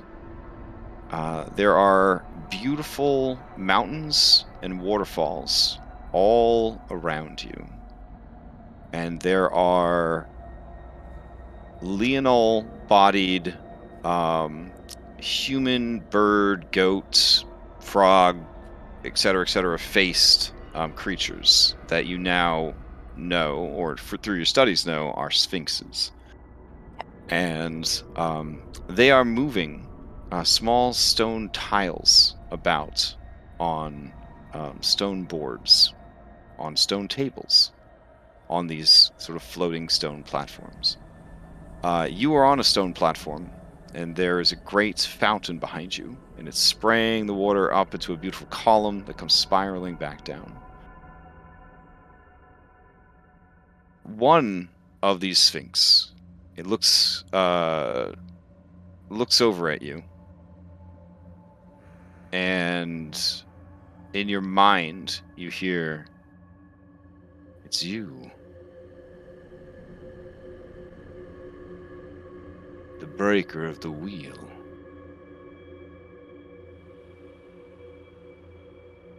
What?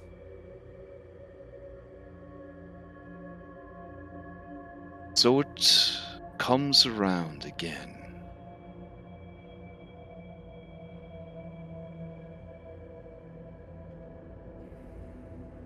We will see you soon, I hope.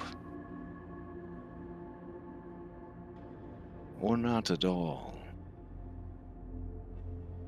Either outcome means nothing to us. But we will watch with great interest, as we have watched before. And perhaps this time We will watch for the last time.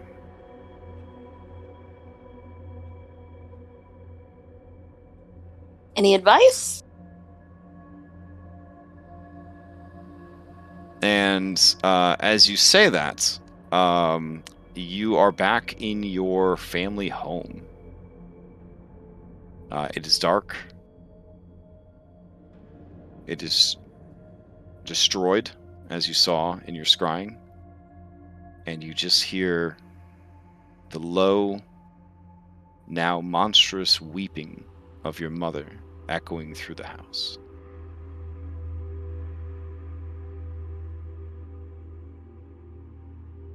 I feel like this is one of those dreams where I would try not to go there, but I would always end up there. Oh, for sure. Yeah, like you Try go walking to out of the walk. door.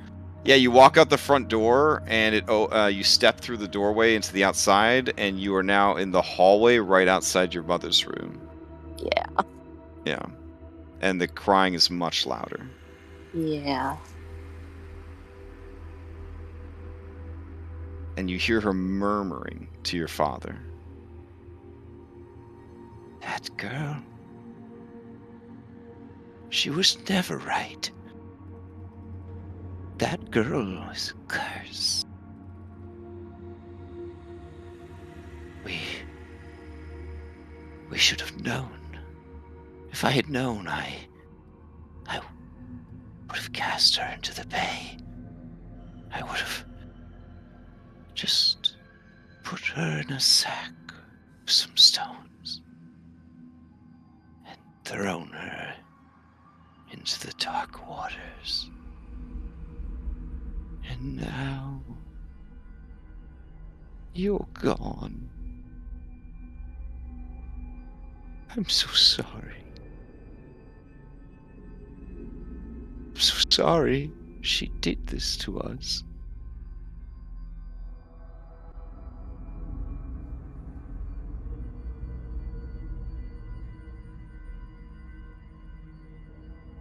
And as you turn to leave, you step on a piece of broken pottery. And from the bedroom you hear, Who is that? A burglar? A thief? Do you come to take from my family that has already lost so much? and you hear the telltale sound of a massive serpent uncoiling.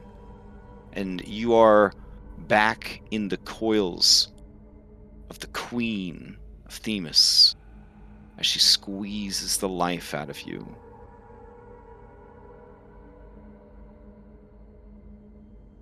I would repeatedly try and cast Misty Step, I assume unsuccessfully. Okay.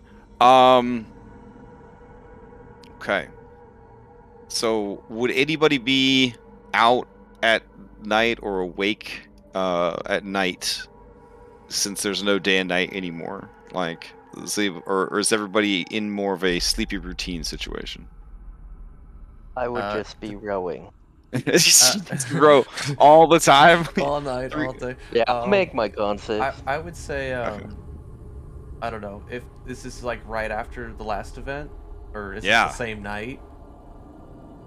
Ooh, that's a great question. I guess this is right after Ghost Night. Yeah. Okay. Yeah. I'd still be awake on the front deck here. All right. Those of you who would be below deck, you hear from Hypatia's room as Hypatia, you misty step to the ceiling of the room and then fall to the floor, knocking over your desk and a bunch of stuff, taking like a couple points of damage in the process. And anybody that heard that would, of course, come rushing to your room. Those of you who arrive at the scene, you find Hypatia sprawled out in inks and parchments and scrolls, the desk overturned, her bed linens sort of torn and ragged. Her snakes are in full panic mode, just writhing about uncontrollably in a panic. Hypatia, you continue to be squeezed. You could feel your internal organs rupturing. You could feel the presence of the Queen of Themis's gaze slowly turning you to stone. Soon, the pain will stop. Or will it? Or will you be turned to stone half dead and feel that crushing pain slowly and numbly forever? Is Hypatia like writhing around, screaming on the Yeah, ground? she's definitely having a night terror. Okay. Yeah, she is. Yeah, it is reminiscent of the dreams that Lutheria used to visit upon you guys. Okay, yeah. Anna wants to run over up. I'm just gonna restoration. Oh shit. Okay. All right. Reaching into your satchel, you kind of sprinkle some powdered diamonds into the air, and they kind of blaze up into like white fire. And Hypatia, you gasp for air. All 42 snakes I gasping. imagine like Yeah. as I'm like reaching down towards your like shoulders to like cast a spell, maybe some of the snakes just bite at me. Like it's. Oh yeah, for sure. Yeah, they're wrapping around your hands, biting at you, and they all sort of come to at that same time. Hypatia, you are awake. You are with Anastasia, and you are in your room. And for a moment, the destruction of your room reminds you of the destruction of your family home. And the hissing and writhing of the serpents reminds you of the Medusas that haunted your dreams. But you realize they are just Scylla and your symbiotic friends. Well, I do think I would kind of scamper away from Anastasia, afraid Okay. I would hurt her. Yeah. Oh, it's okay. And What happened? What's wrong? I don't know. I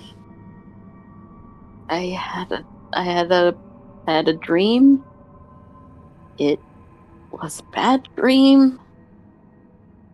I guess I need more sleep. And I would now begin assuring everyone that I'm very fine. Absolutely, totally fine.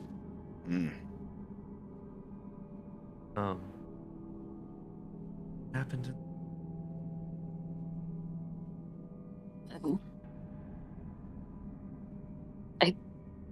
I think my mother is sick. And I dreamed about it. And I have to fix it.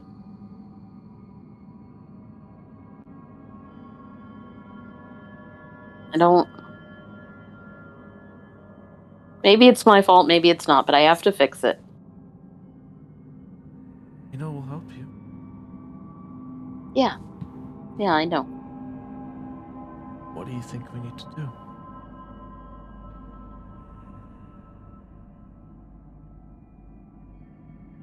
I don't know. We'll see once we get to the island. And if you would like to make an insight check, you would know that I'm lying. Because I'm doing it very badly. Okay, well, I'm not very good at insight, and you might not be very good at lying, so maybe we should just roll off. I have a question. So when the Lotus Witch told her about getting eaten by the thing at Typhon the Maw, were we there for that? Like, did we hear that too? Did we know what fate she's going into? Oof. I do not recall if that was delivered privately or not. I kind of got the impression that they took each of you aside for your fates and destinies, because that's more their style. Is like, information is very valuable. They wouldn't just give it to a group of people. So if they gave it to her and she didn't want to share it, then they have more potential customers who might want that information. Because again, this all started with Demetria, essentially brokering away Anna and Alexi's stories. And then, the fates having control of these stories and destinies, and they're like a commodity, and so on and so forth. So, yeah. Astraeus sacrificed himself so I could have mine. Yeah. So yeah, they definitely, I think, would have kept it between Hypatia and the Fates. Yeah. I think Hypatia has expressed that they need to go to Typhon for answers, but beyond that, I don't believe the specifics were given. Yeah. Yeah, well, I just now that we've both rolled, poor insight and deception check. Okay. I just asked Hypatia if wants to have. Like, Oh, you rolled actually very good on insight. Oh wait, yeah. Wait. I didn't actually roll anything. Hang Okay. on. Because I think I have Oh no, I don't have deception as intelligence. There we go.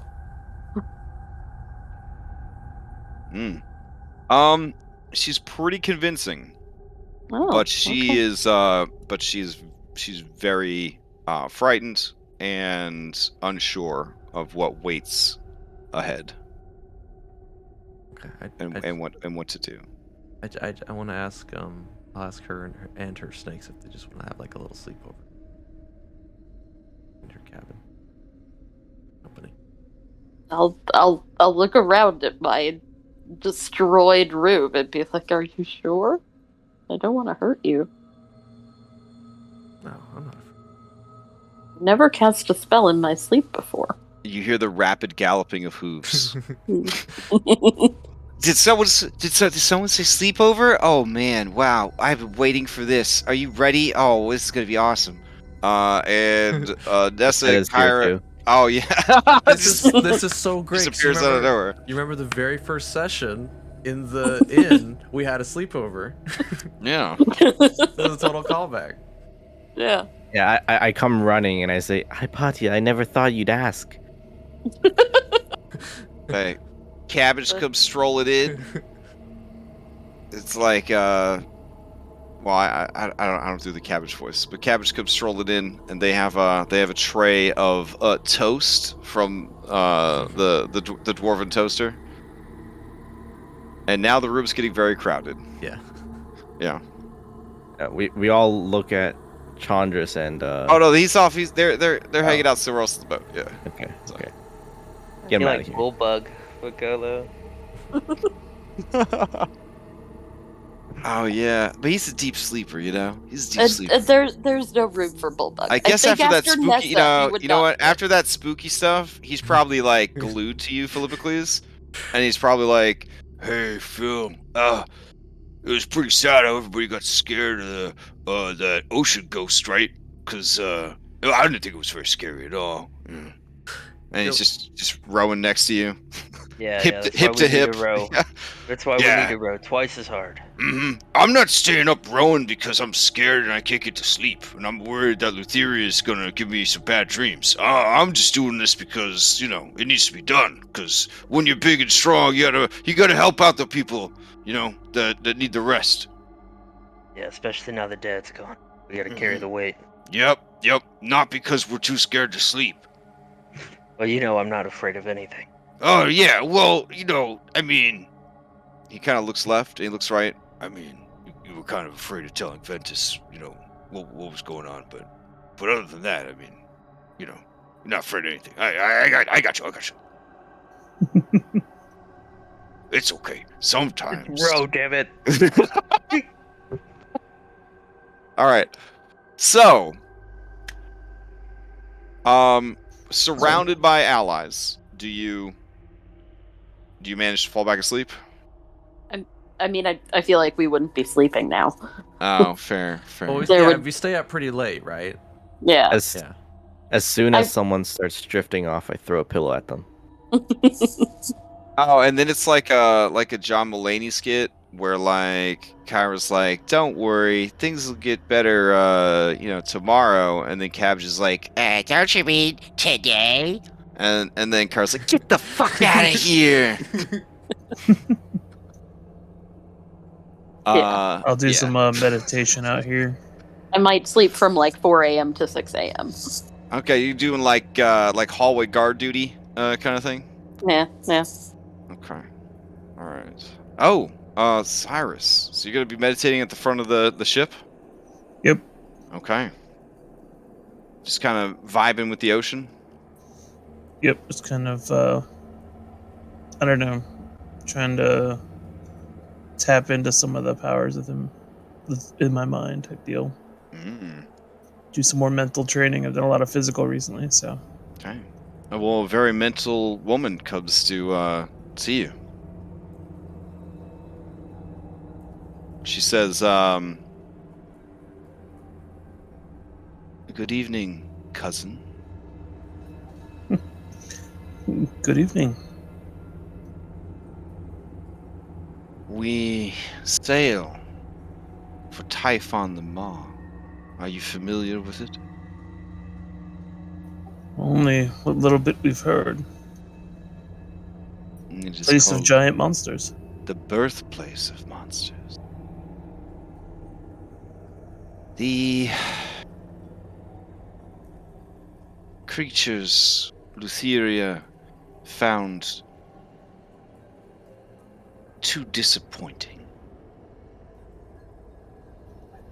You don't think she's gonna have me fight them all, do you?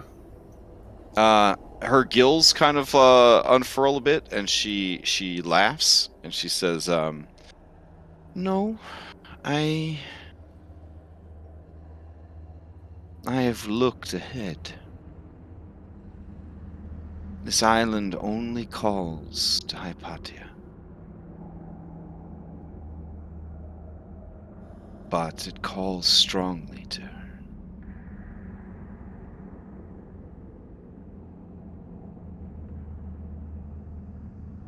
Well, I'll do what I can to keep her safe. Though if it's her destiny, I'm not sure how much influence I'll actually have.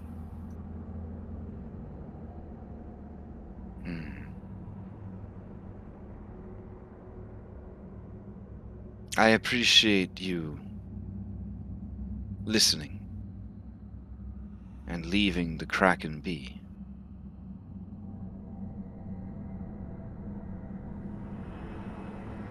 It's a shame. Would have been good to free our aunt, though.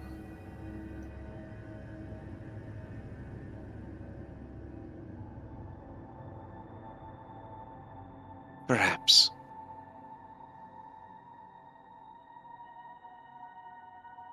But we must be careful. Using monsters to fight monsters didn't work for the Dragonlords of old.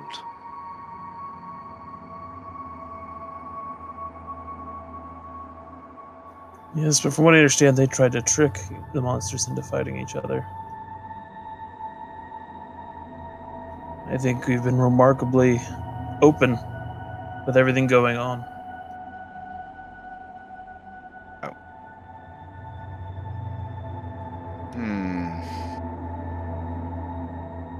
Perhaps.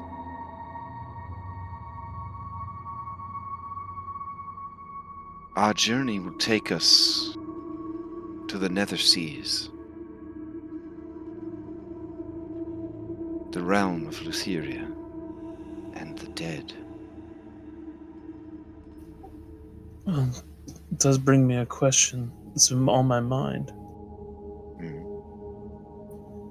How you've dealt with your father. You don't have the best of relations with him.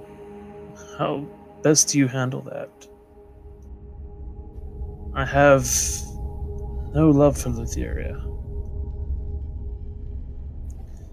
But I feel more and more that I can't just avoid her. Now that I know what I am.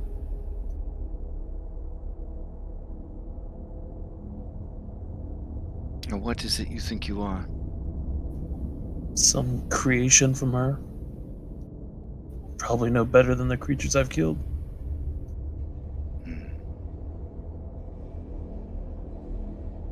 I am the daughter of Sidon.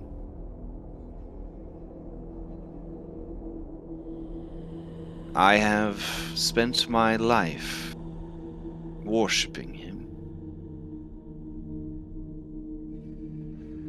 At first, because of his greatness and strength. And then, because I feared him. And then, to pity and placate him. Now I have turned against him. Because in the end, all that matters in this world is the fate of Thylea herself.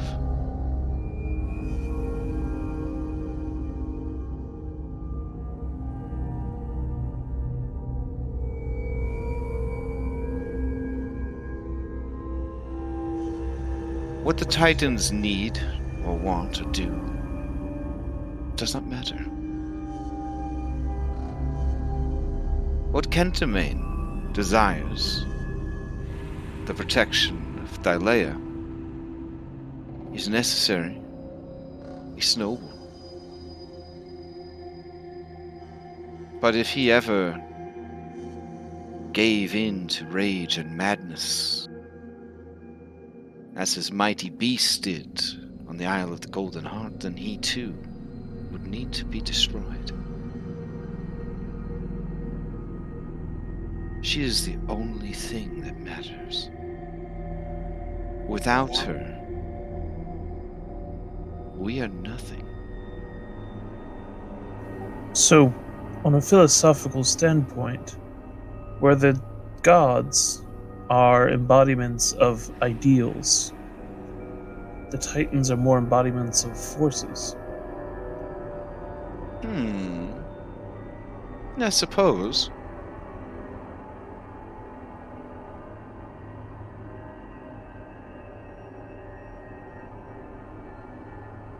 I'm just trying to wrap my head around it all. I never was much for religion. I spent so much time just trying to survive. And survive you have.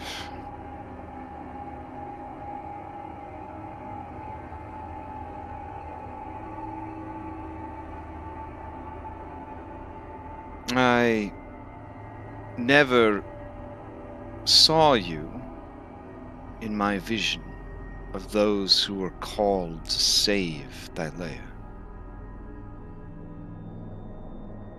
But I am glad that our paths crossed. And I am glad that you are here. It's the one blessing I guess I've got from our mother. She can't seem to see into my head as easily as she can see into others.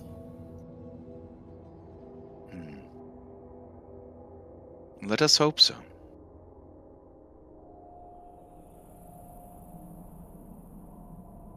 And she just sort of slowly stands and kind of walks off, leaving you some privacy to meditate.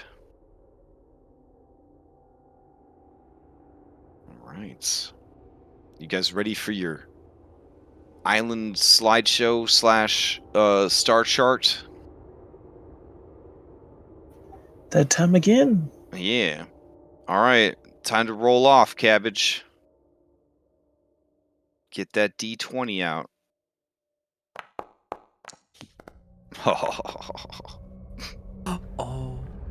Oh. Nice try. Don't worry. There's at least one more thing for you to read. Maybe next time. Wink, wink, wink. Cabbage pushes Kyra out of the room. That's fine. I had to go get my stuff together anyways. Jumps onto Nessa. What? Whatever. All right, let's see. All right, what do we got here? All right, Voyage and Ultros. Weird stories that don't make any sense about stars, but we gotta own it because we can't let Chandras know that we agree with him. Okay, let's see. Nope, not that one. Not that one. Ah, Constellation of the Spear. Here we go. All right. I guess we'll keep the spooky music. 'Cause it's like, I mean, it's pretty much just spooky. Typhon is spooky land. It's a spooky place. All right. So let me get you guys over there. And swap out the map here. Operation Dumbo Drop was a success. There we go. And let's see. Was Typhon an actual island, or did somebody have to make Typhon? Let's see. It's a fan job, and they did great. I love it. All right. Let's see. Got that. Typhon the spear. I think that's this right here. All right. Okay, gather around, and I will tell you the story of the constellation of the Spear. If you look to the skies, you can see very clearly, because there's no sun anymore. You can see that there is a bunch of star-shaped thingies, and they're in a straight line. And we decided that that was a spear. I decided. Whoever is in charge of this stuff decided that that was a spear. Which is significant because spear's like the chosen weapon of this setting. Or, I mean, world. I mean, yeah, anyways. So, in the western sky at dusk, you can see the Spear of Sidon. It reminds me of the tale of Galamus, a soldier who broke his oath to serve the king of Astoria. Galamus was a lazy, brutish coward who preyed upon the weak. Recognizing this, his officers banished him from the army. Bitter and resentful, Galamus prayed to Sidon. If the Lord of Storms would transform him into the greatest warrior in Thylea, he would kill the very king that he had vowed to serve. In answer to his prayers, Galamus was transformed into a powerful Minotaur. Reckless with power, he rampaged through the king's palace, trampling and killing all who crossed his path. Eventually, the king rallied his men against the monster. They stabbed him 1,000 times with their spears until he lay dead. Because of Galamus, the people of Astoria and Mitros regarded Minotaurs as untrustworthy brutes. And even to this day, as you guys saw, because you had to go and break up the whole Minotaur slave trade thing, but Galamus was a monster long before he became a Minotaur.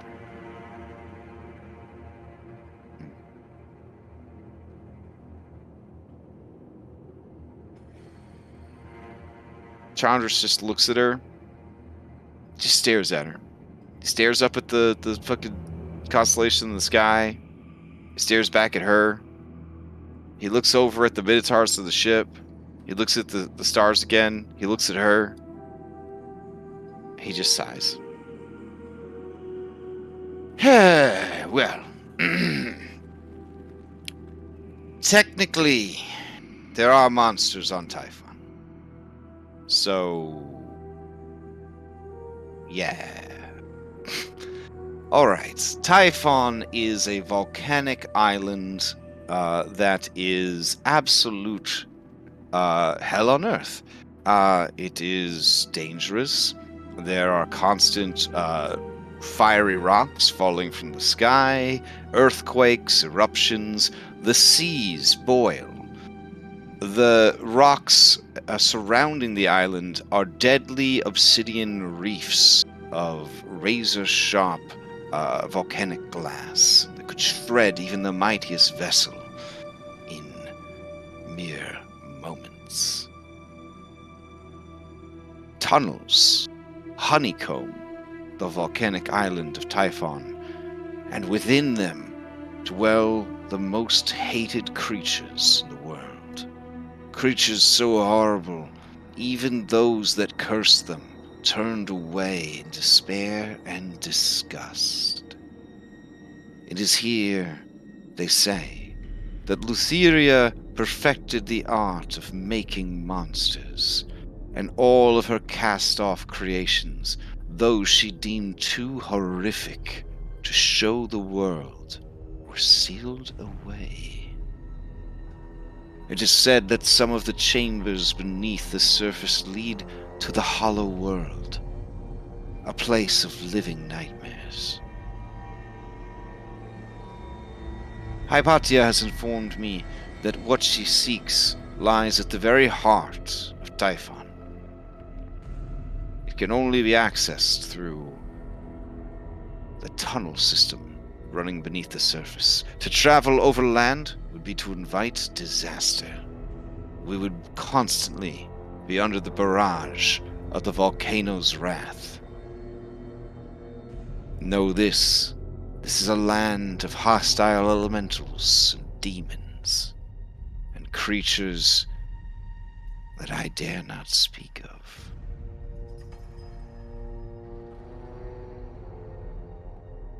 I know not what she seeks, only where you need to go.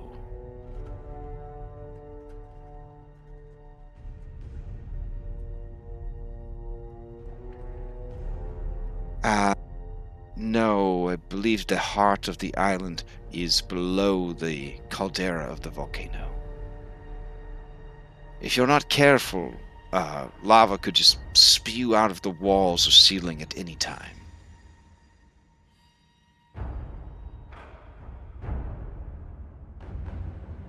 And Issa says, oh, that's like the game we play when we're kids.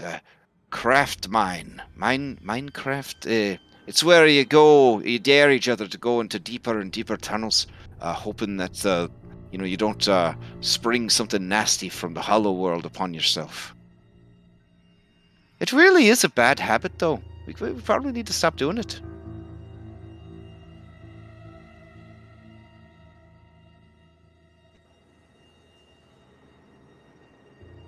Yeah, it sounds like it could be a bit dangerous.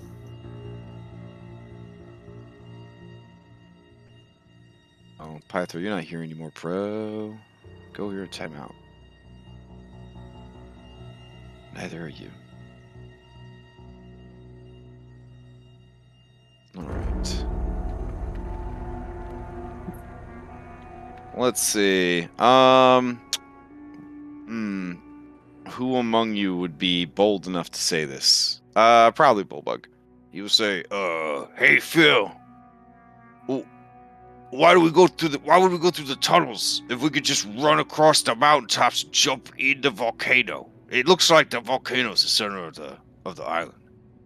So we could just run across the top. Like this. See? And then just in the volcano. You did it at Fire Island, so I don't know why we could just do it here.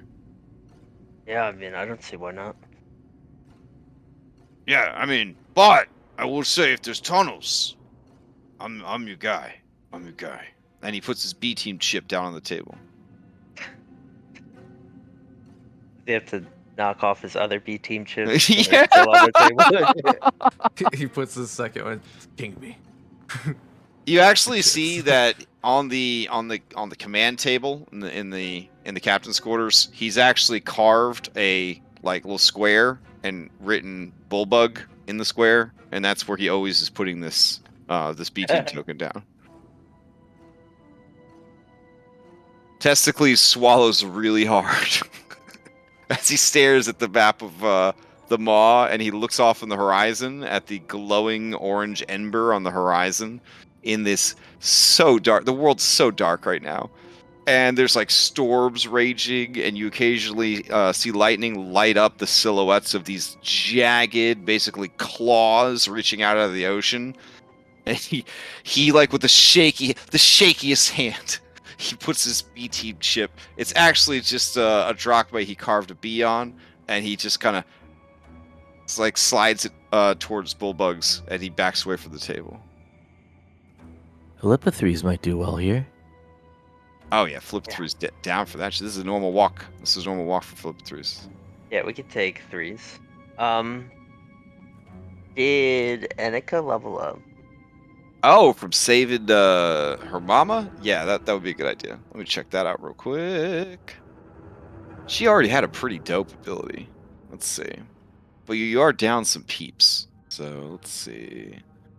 Yeah, I'm trying to figure Callister. out how you would make it any better. Maybe just let it. when you Just fail a always, just check, all the time. pass. Yeah.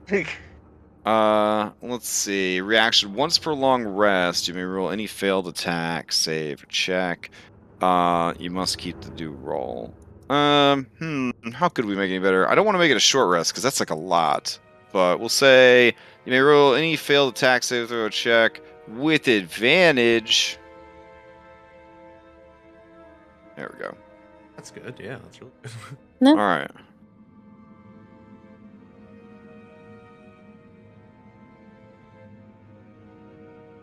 Oh, Pythor leveled up too. Let's see. But he's out of commission for now. I feel like he completed his own story arc. He's working on it. She ain't making it easy on him. All right. That seems pretty good. And is leveled, right? Yeah. Let's say Karina leveled Oop. up. Yeah. I think you already updated her ability. Yeah, I just forgot to do the leveled category. And Steros has gone back to the forge, right? Yeah. Because he's trying to work on that sword. Okay. And also that key that you guys got off of Helios. How long has it been since we left Dragon Island? 7 days. So you got 3 days.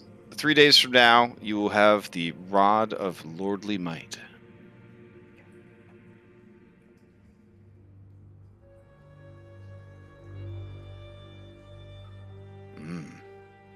Has Philippithres leveled up? Just saying he's gone. He is not leveled up. He leveled up an island at a time because he spent a life being pampered by the Lotus Witch. Gotcha. Yeah. So I guess I should put that he's leveled up because he's turned into his big boy form. Let's see.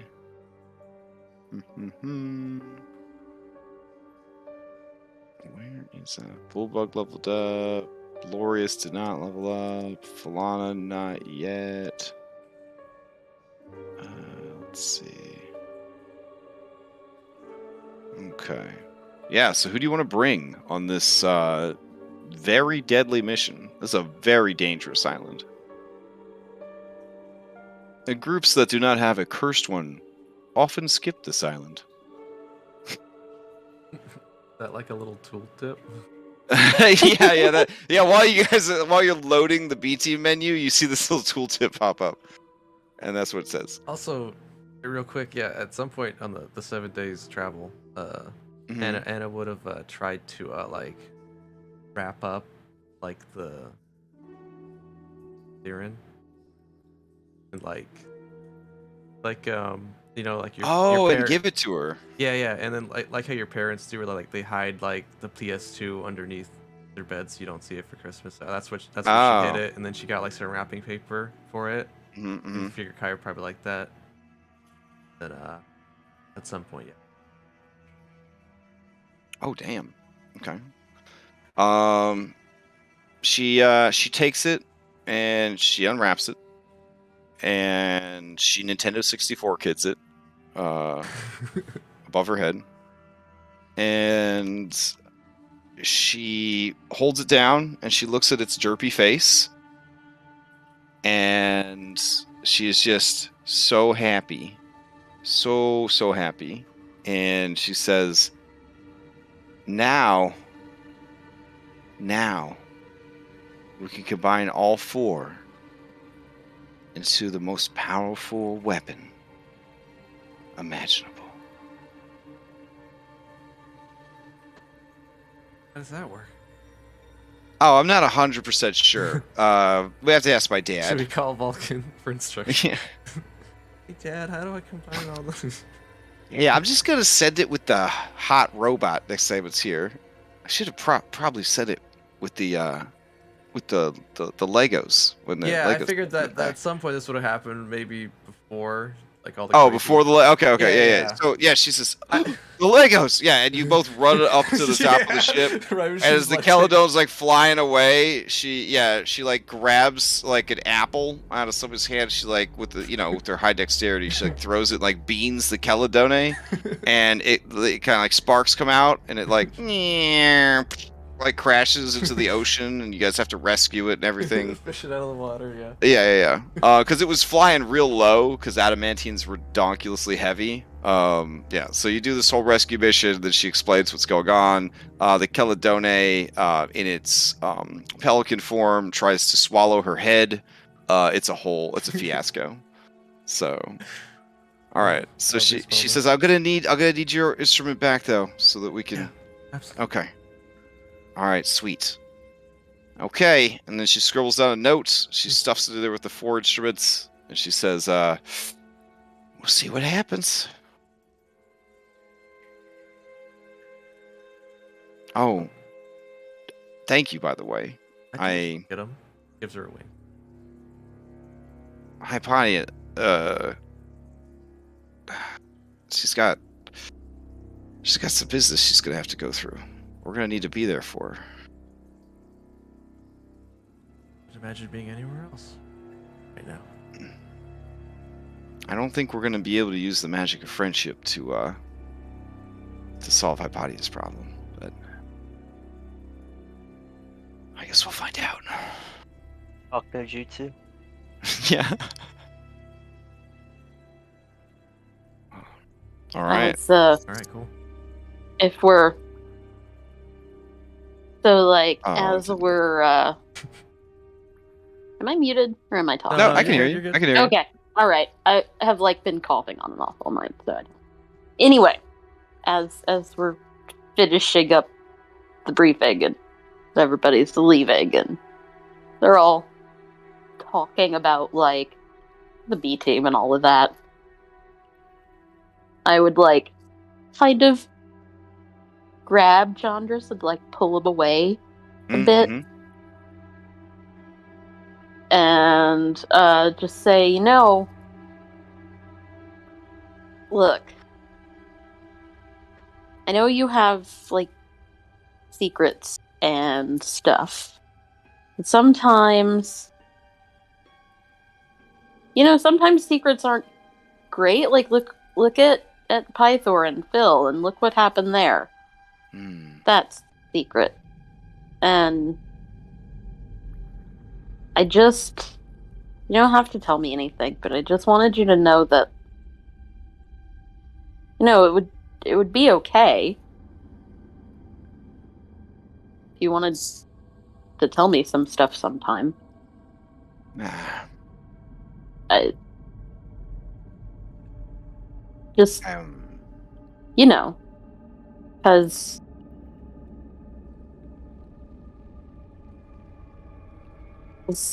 this place, I just kind of lean on it, but I'm I don't want to die.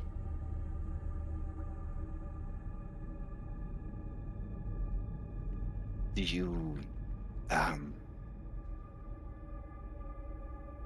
you think you're going to die here?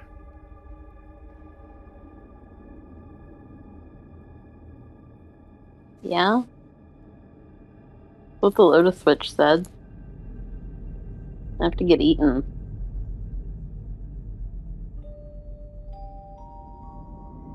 Yes. And I look at him. I've got spells. I'm gonna. I don't want to die, and maybe I won't. But I think maybe I have to. If you die, then I will just go to the Nether Sea and get you back. It's that simple. Because I refuse to go any further without you.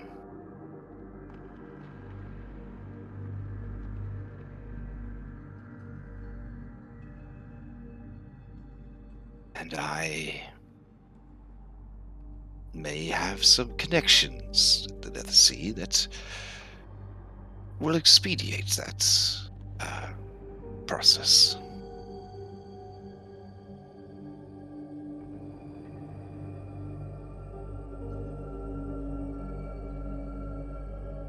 It would be okay if you did. Then I will. And he kind of, he does the whole like, you're leaning against him, he wraps his arms around you, kind of put his chin in your nest of serpents. They kind of move out of the way, 'cause sharp chin. Dying is, it's not so bad.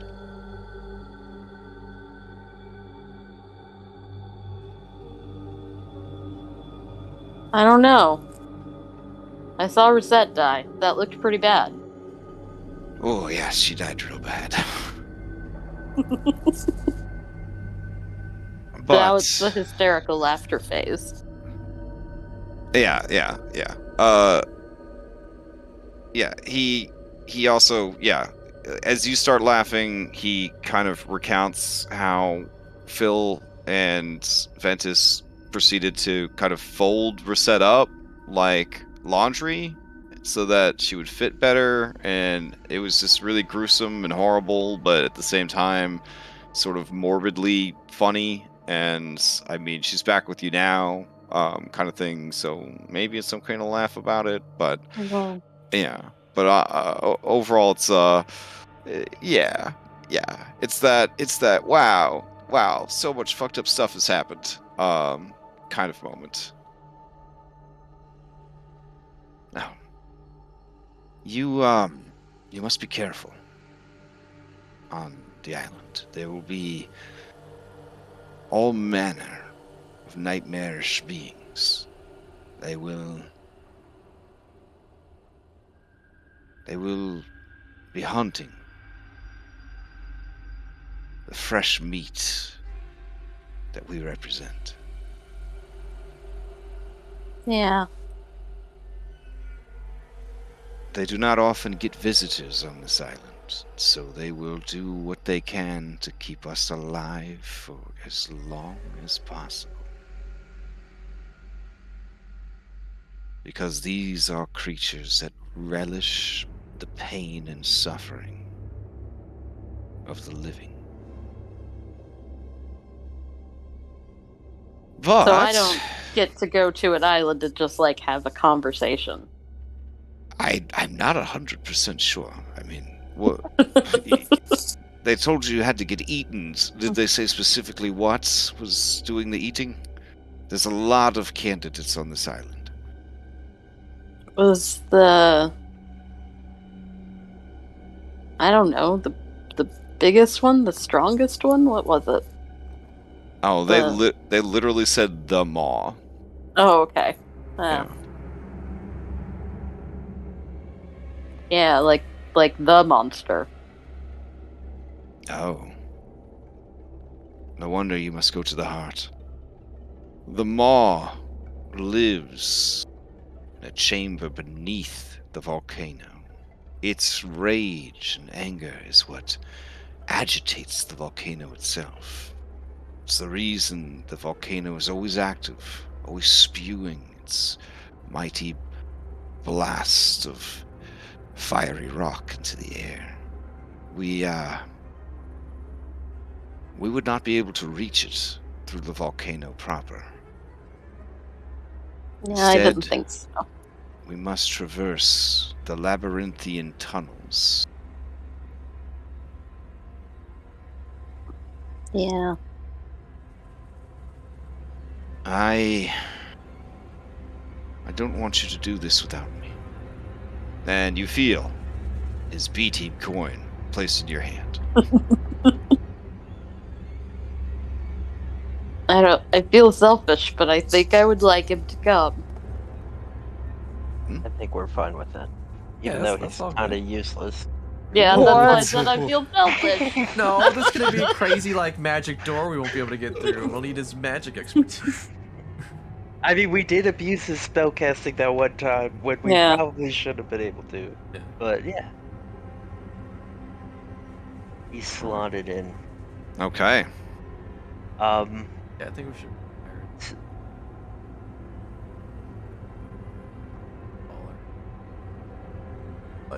Okay. So we have 2 right now. You guys are down for bringing Flip of Threes? It's kind of his. Yeah. He lives for this. Okay. All right, so that's 3. I mean, heck, if we got to swim across a river of lava, somebody can actually ride on top of him. Yeah, true. So I kind of feel like we should take Mining Dwarf, because Let's we're try. going through a bunch of Yeah. tunnels. Should we Issa? try Issa? Yeah. Or Issa or Kremis. Remember, Phil, last time we brought Kremis, we said that next time we have to bring Issa instead. Yeah. I don't remember that. That's fine. I think We it could was the bring them both. rocks. It was the rocks. Yeah. We could bring them both. We have 1 slot left. So I think Minotaur. I mean, we got Sam Rocks, but he doesn't really do anything. Didn't Well, we? they're a Aren't we pair, bringing aren't they? Bulbug? So Bullbug, or I'm even thinking Graxus. I was gonna say Graxus too. Yeah. So let me tell you some about lava. It does. If you haven't experienced it before, it's like 10d10 plus 10d10. And being able to Misty step out of that's kind of valuable. Like, so I also want Bullbug because he also has that like fireproof armor. But Bring Graxus, Bug, and Chandra. Samrox comes with. That's 3 Minotaurs for this labyrinth of. Oh yeah, no way Yeah. you get lost if you bring 3 Minotaurs. I'm totally. then we can't bring Issa, which I'm fine Oh. with too, because we've got Minotaur. I think it'd be great too. Just know if like we're gonna get in trouble with like structural like mining situations. Oh, but Team Minotaur is very thematic. Very thematic. Because, that Star story I read. I'm just saying. Oh yeah, there was the yeah. Star Story. I'm down for Mhm. taking Team Minotaur over. Yeah, I Oh, want man. Graxus Yeah. on the Okay. team. I I mean, like we it. could And leave somewhere Kira Strace will get here. advantage on his death save. Yeah, I mean, yeah, Kyra looks at the island and is like, I mean, if you have to, you have to. I mean, oof. You gotta do what you gotta do. Or as they say on Team Minotaur, you gotta moo what you gotta moo. Hey. Wow. I'm sure they All won't the steer us Minotaurs look wrong. at her. Oh, very nice. Very nice. So Kyra or Issa. Yeah. On a mission like this, you just gotta grab it by the horns. I vote Kyra. Yeah, I want Kyra. I'll vote. You set up a poll real quick? Okay. Yeah, I'm really happy you told me. I was happy to find out that you could do it as a player. It's awesome. I think this Foundry, I think it's going to do all right as a VTT. I think it's going to do okay. Once it Alright, gets to version it 1. looks like Kyra wins. All right. Sorry, Issa. Issa stares out at the island of death. It just says, oh, it's okay. I'll get over it somehow. Goes and gets some buttered toast. Yeah. Dude, how does Testicles take the news? He makes a big show about how upset he is that he couldn't go. He's super upset. Super duper upset. Just really, really mad. Oh damn. He actually nat 20s it. Or not nat 20s it, but he got a 20 on his performance. So yeah, he's like, oh, next time for sure. You know what? I heard rumor we are going to the Nether Sea. That's when they will need Testicles the most. I'm telling you, they're saving me for the most important mission. I'm Wow, just saying, Phil. I'm kind of down to take him Yeah. on the Isle of Time. I've never seen Testicles so motivated. Yeah, I've I mean, been given motivational speeches while we row. I mean, we could take him now. I look at him. Oh man, he starts sweating. He starts sweating like real bad. I mean, he seems really, really, really confident. Yeah, he's just kind of staring at you, and he's like, I'm "No, confident in him too. you have already made your decision. I am upset, but I can hold out for something better. It's okay."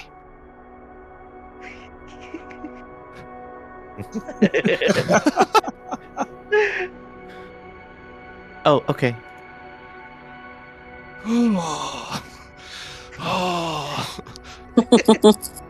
All right. So the B team is shaping up to be Chandras and Zamrox because they a team.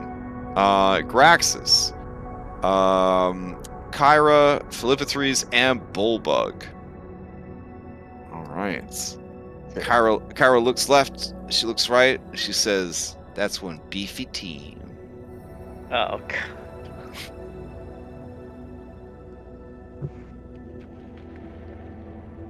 I missed this. We went to the Mithril Mines to puns. Every chord. Gotta get in the right mood. Anastasia makes it very clear that if there is an elevator on this adventure, how could there be? Look at that island. Look at that island. How could there be an elevator? What's an elevator? Oh. They don't have... You ever seen an elevator? You don't want to know, Cyrus. I take it back. There are some things I'm afraid of. Alright, let me get these guys hero stacked up. We get 10 temp every rest, Anna? Yeah. Or do we... Well, actually, it's let me double check. I leveled up, so. Is it your level? It's my level for me, and everyone else gets half. Oh, okay. So we get 5. I guess I don't know if it's rounded up or down. What do we do in this game? Everything's rounded down. Okay, then you guys everyone gets 10. Yeah. And then Wait, you're level 20? No, plus my charisma. Oh, okay. Okay, so So yeah, I get 16 and you guys get 10. For now. Okay. When I level up, you guys will get 11. Oh, so it's half your level plus your charisma. Got it. Yeah. And then Nice new level 11 stats. Yeah. I can give. There's 4 of us. I can give the extra. The Philippathres. I'll give it to Philippathres. We need to let him live. Okay. I'm gonna grab all you guys and take you over to the shores of So Typhon. this is an important question. Yeah. An extremely meta question. Can I actually cast 6th level spells now? After this arc, you will unlock the ability, assuming your character survives, you will unlock the ability to... Okay. Yeah. So when I'm preparing spells, I should not prepare any 6th level. For authenticity, you should not. But you can use those. You can use those slots to upcast other spells. Okay. Yep. Sounds good. It kind of sucks, but it also should make you feel like an even bigger badass when you finally are casting them, knowing that it's not normally allowed in the setting. So. Yeah, it does a little bit. That's for all Yeah, spellcasters. if you have not found a way to shake off the limitations of your mortal form. Yeah. This arcane. Oh, well, an Arcanum's more like a spell-like ability. That's great. Like that's the secrets of which are taught to you by your patron, right? That's okay. Yeah. I'm cool with the. Wow, so you're just gonna be casting them in front of Hypatia. Wow. Hypatia's smart enough to know that look. if a wizard tried to do it, it would be a 6th circle of magic. But you know, warlocks, they different. They only get 3 spell slots. Yeah, I know. I'm I all have about 3 the spell spell slots, slots. you guys. I'm giving ready them some to wreck love. this island by 3 spells. Let's see. I need to grab some Look, boats. we're definitely going to be able to short rest a ton in here. Look at it. It's so peaceful. Oh Or no. Is this Indigo Island? I'm trying to find your little boats. Look, Hold the on. opposite of Indigo Island. Yeah, it kind of is. This Like, is the nastiest island outside of like the nether seas for sure. It's real bad. Yeah, the triple minotaurs are a good pick. I'm actually just not going to roll to see if you get lost, which is the thing. So I'll just have you guys basically go the most direct route possible through the labyrinth. So a minotaur with keen mind would never get lost ever. Oh yeah, that'd be awesome. And then he has an elephant familiar on top of that, so that'd be What do amazing. elephants get? Oh, They they never just forget. they never forget. And then he takes some levels of ranger. It gets a sea turtle. And then they have a really good sense of direction too. It's gonna be amazing. All right, you know what? You know what your boats look like. I forgot to put the boats on this map. It's fine. All right, I'll bring you over to the shores of Typhon. Mostly, you're just here because this is to establish the flavor of the island. Do we have any chains? Oh yeah, you do see that there is a hand of Kentamane just chilling on the beach. There is so much lava and activity going on this island. Oh, actually, now I remember why you're on this map.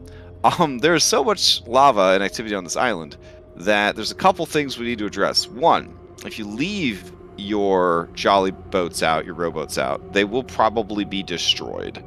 So more than likely, you would need essentially additional rowers to take the boats back, or you'd have to fly in, because the constant raining of fire from the sky would just destroy the boats before you could come back to them. Or you'd have to take them with you through the whole adventure, and then once you get to the hotter parts, they're wood, and they'd get dried out, and then probably spark up, and that might be that. So whichever method you used, it's boiling seas though, so you probably wouldn't want to swim. So I don't know. Do you want to burn some precious resources to fly over, or do you just have extra crew kind of row with you and then they take the boats back? I think we would have been prepared to bring the extra crew. Okay, you bring the extra crew, they turn around and head back. All right. Now that you're on the island Please was proper, on that crew. oh, now that you're in, there we go. Testicles gets tapped for that, and the whole time he's just sort of praying and like crying and sweating, but he keeps talking about how hot it is as he mops his bald head and stuff like that. When you guys get to the shores, the waters are in fact boiling. So here on the shoreline, if you're in the water and you have resistance to fire, you don't take any damage. But if you are not resistant to fire, you will start taking damage if you are in the water. The deeper you get out into the sea, you would think it would get less hot, but no, it's still really hot. So not recommended to swim in these boiling seas for too long. Do I think I can run across it real quick? Yes. You could definitely run across it. You'd leave like cool, like steamy, smoky footprints on the water as you go. Okay. Now here's the problem. Now that you're on the island, you're in the blast zone. How does the blast zone work? The longer you're outside in the exposed area, the meter on my desk is filling up, and when it gets to a certain point, I target you guys with the 9th level meteor swarm. So that is why Bulbug's plan of going across the mountains and jumping in the volcano, despite being a very good plan, is actually a bad plan. Because, yeah. So, you see from where you're currently at that there are 4 possible caves that you could enter. Your Minotaur squad boldly steps up. They form a triangle and they put their hordes together.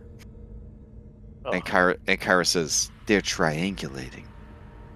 And you hear like a weird like modem sound. It's just Kyra making the sounds. And then they look up and they point to the 3rd one from the left. And they all say at the same time, "That one."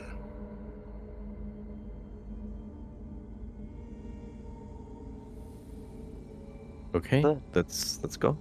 All right. Flip3 is doing that Labrador at the beach thing. It's like playing in the beach. He pulls out of the water a creature that looks like a mermaid and a goatling mixed together. It lets out a horrible anguished scream as Flip3 tears it into 3 distinct, still alive pieces, spilling its guts into the boiling sea where they simmer and cook, and it gobbles them down and then fights with itself over the cooked guts.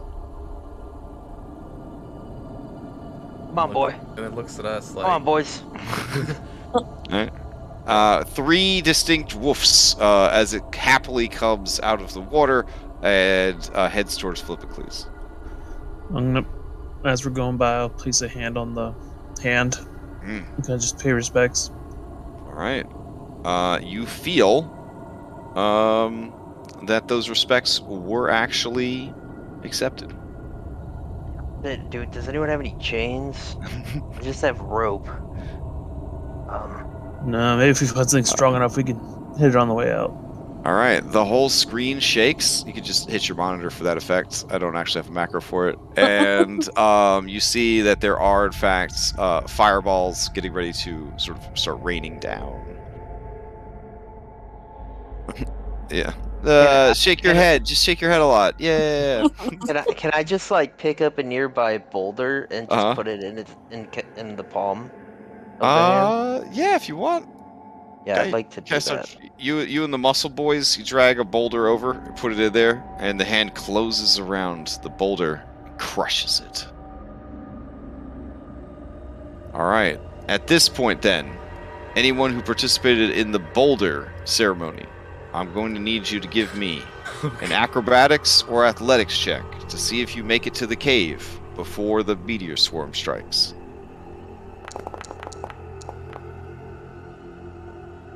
Okay. All right. I'm not going to make the NPCs roll. They have a B team contract. All right. So Phil, you just start shouting at them. You know, like hustle, move it, and you guys all make it into the caves. All right. While right before we go into the cave, maybe while Philippocles is doing the silliness with the boulder, I'm gonna message Cantrip Chandras, and I'm gonna say that he can't tell the others what I'm gonna do, and he can't let them stop me. Understood. I will. I'll think of something.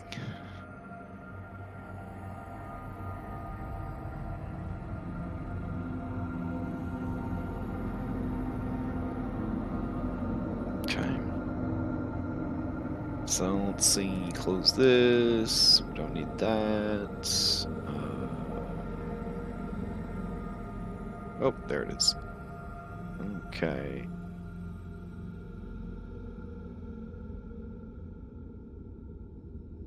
Alright. The passages are surprisingly wide, which is both a good thing and also a bad thing. It's a good thing because ain't nobody like squeezing or going single file, you know, talking about you, Shrog Caves. But it also means that there must be some real big creatures to necessitate such big passages. And that's the part that's maybe not so cool. Let's see. Turn that on. There we go. All right. Up ahead, you smell the most god-awful stink of shit and rotting meat. Fetid corpses and offal. I think that's a word. Awful. Awful? Okay, yeah. It's just real disgusting up ahead. I think I have flavor text for it. Let me double check. Yes, the rank odor. Immediately upon entering this part of the labyrinth, you are struck by the rank odor of feces, stale sweat, and rotting meat. The floors, tunnels are scattered with half-eaten fish fins, cracked bones, and humanoid appendages that litter the floor before you. Farther into the cave, you can see a grotesquely obese, bloated man with a canine-like head lying back in a pile of filth. The disgusting creature fixes you with a hungry gaze. Alright, let me take you over to the map.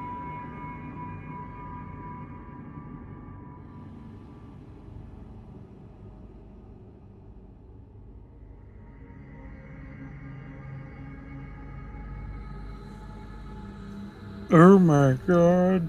Yeah. That's horrific. It's a pugogre. I remembered how you felt about sweetest dogs of the world, so I knew this was a perfect fit for this one.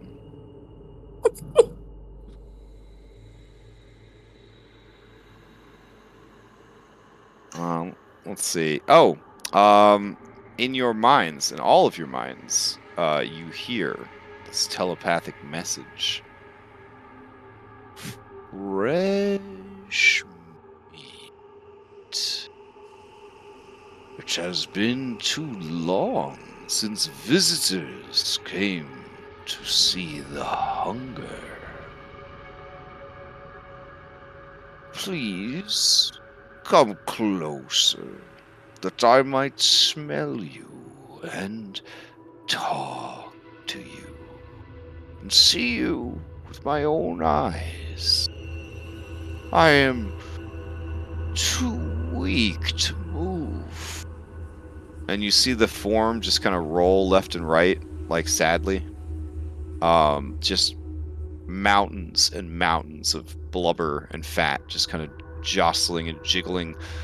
You can see in the folds where this horrible sort of cottage cheese-like substance is formed.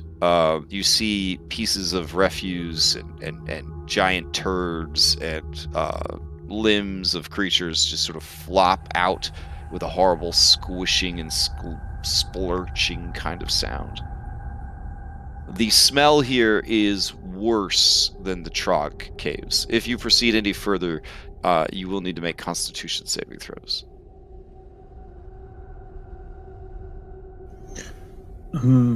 I'll send a telepathic message back to it, saying, you do not want to interfere with us. This taste would be bitter in your mouth.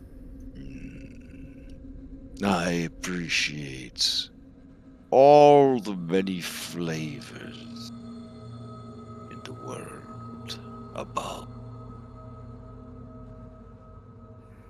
You need to go deeper into the mountain. In order to do that, you must pass through my lair. It would be rude of you to do so without offering a gift.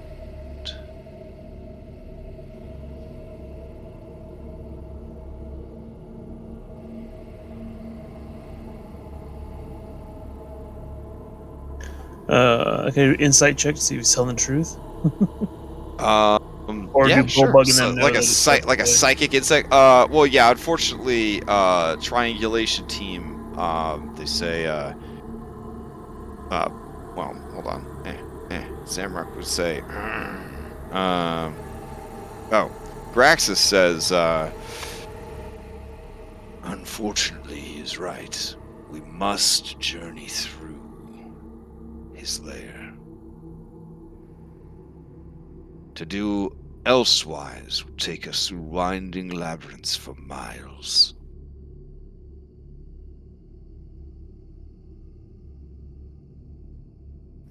We could shoot him from here. I'm down with that.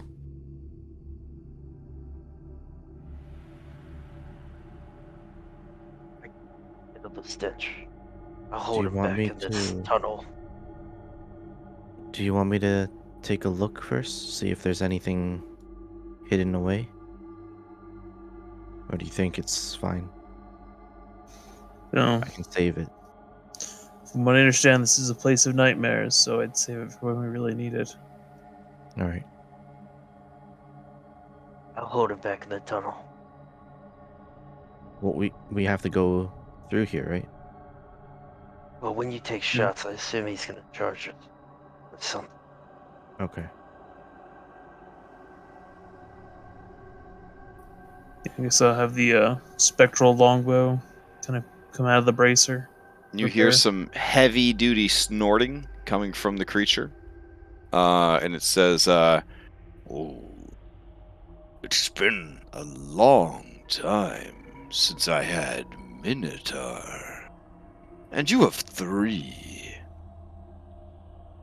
I will allow you to offer up but 1 to proceed. Unless you have something else to offer. We could offer you your own life. He lets out a log snorty chuckle and says, what is life without indulgence? Well, if you're no longer alive, you can no longer indulge. He looks around at all of the dead and the remains around him, and he says, I think I'll manage just fine. I would come to you for the offering, but... And you hear that horrible wet squelching sound again as he kind of rocks back and forth. It has been so long since I needed to move about.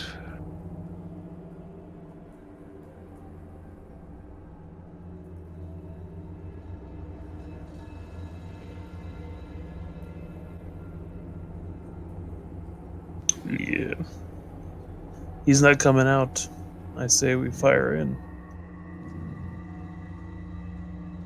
Take your shots. But what if he like the mountain?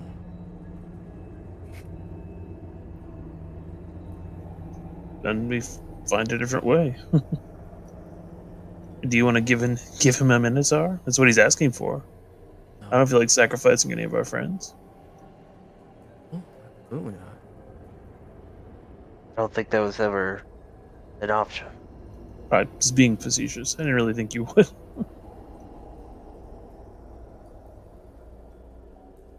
I don't think he's gonna intend to let us pass otherwise. Unless, do we have anything else weird you might want to eat? Do you have any weird animal flesh anymore?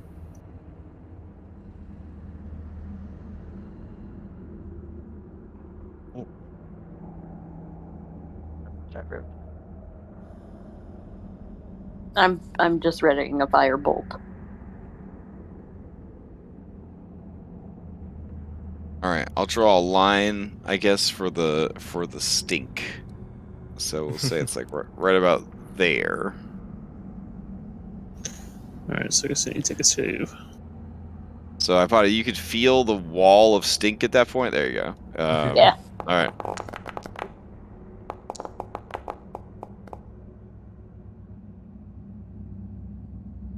Ooh. Okay. It is stonky enough that both of your frontliners are poisoned. As they walk in, it is so much worse than you could have ever anticipated.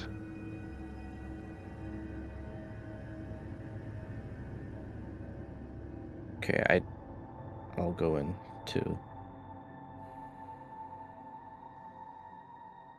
He says, I can feel you approaching. I can smell your meat.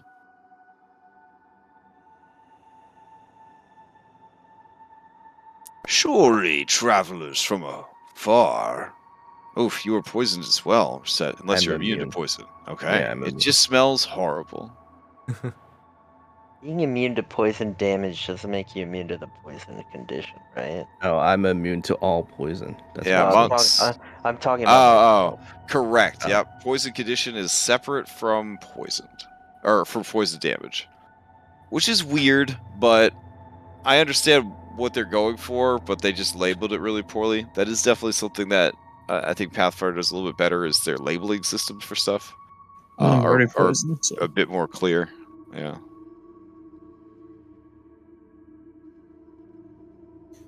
alright. Something that we get to save the longer we stand in it. Good. It's kind of like it's like a layer effect essentially, but yeah, it's kind of you're poisoned for now sort of thing. He himself seems to have a bit of a stink coming off him as well. Well, I'm reaching for my initiative. Oh yeah, he's down for it. Yeah. He's down. Yeah, he's DTF if you know what I mean. Down to fight. Down to fight. I need to ask: is he a Titan or Giant or Cyclops? He is none of those things. Let's check. You could use a knowledge arcana or religion probably to find out what he is if you are interested. Or I guess when you do the autopsy, yeah. Alright. Cannot cut I totally want to cut this thing gonna- open. Yeah. No, Phil Whatever ain't we're scared. feeling outside of it is gonna be.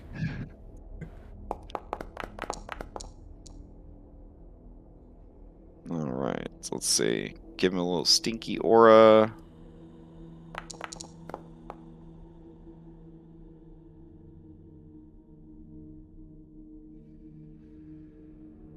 There we go.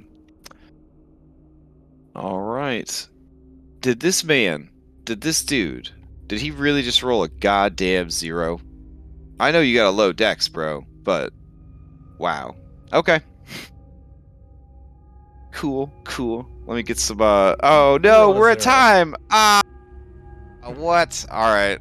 So, right as we roll into initiative with this very large, creature that calls itself the Hunger, we are at time. So, it's better to stop now than to get into the mix. Alright. Yeah.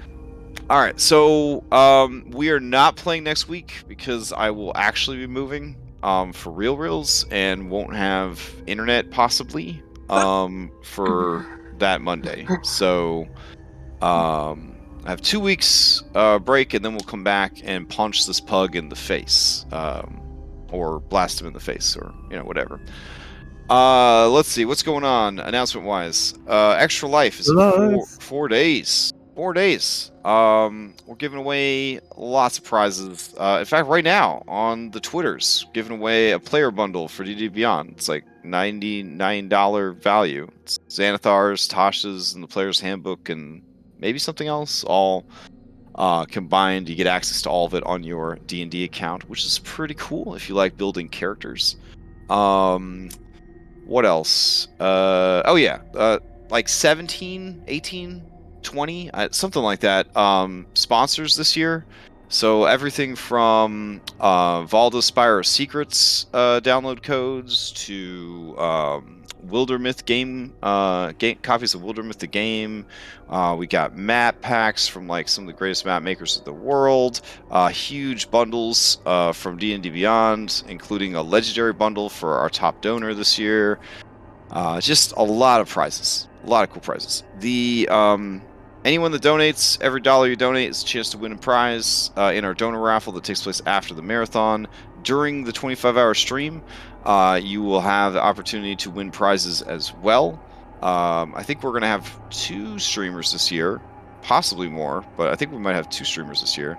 Red is going to be streaming on my channel and hosting on their channel, and then Volpe is going to be posting on their, or hosting or streaming on their channel. It's going to be a lot of places to watch it, a lot of places to win prizes.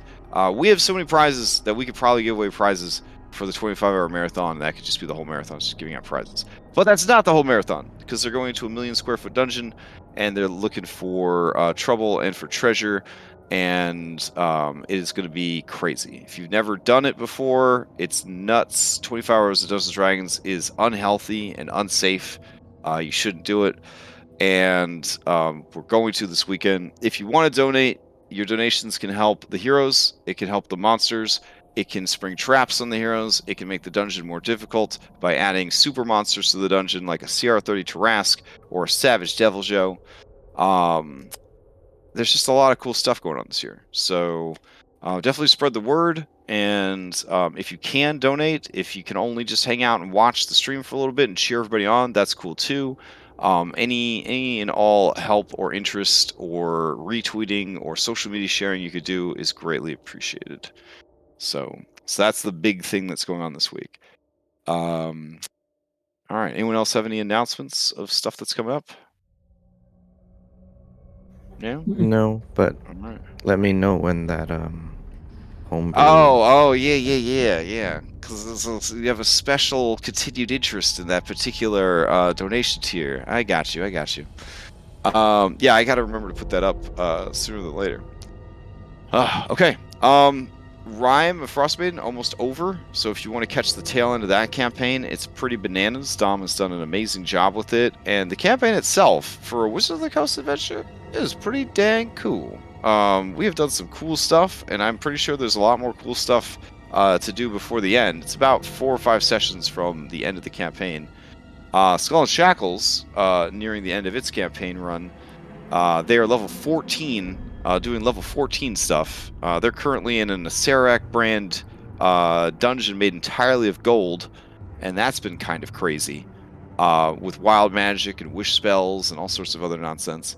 So if you're looking to check out some high-level shenanigans in anticipation of your own high-level shenanigans, that's what's going on with Skull and Shackles. But there is no Skull and Shackles this week. We're taking the week off to do some last-minute prep for Extra Life.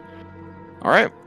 Hope everybody has a good evening and a good day off next week, and we'll continue this in 2 weeks. Thanks, Crash. Yep. Right. Very Good good. for next week. Night, everybody. Bye. Bye.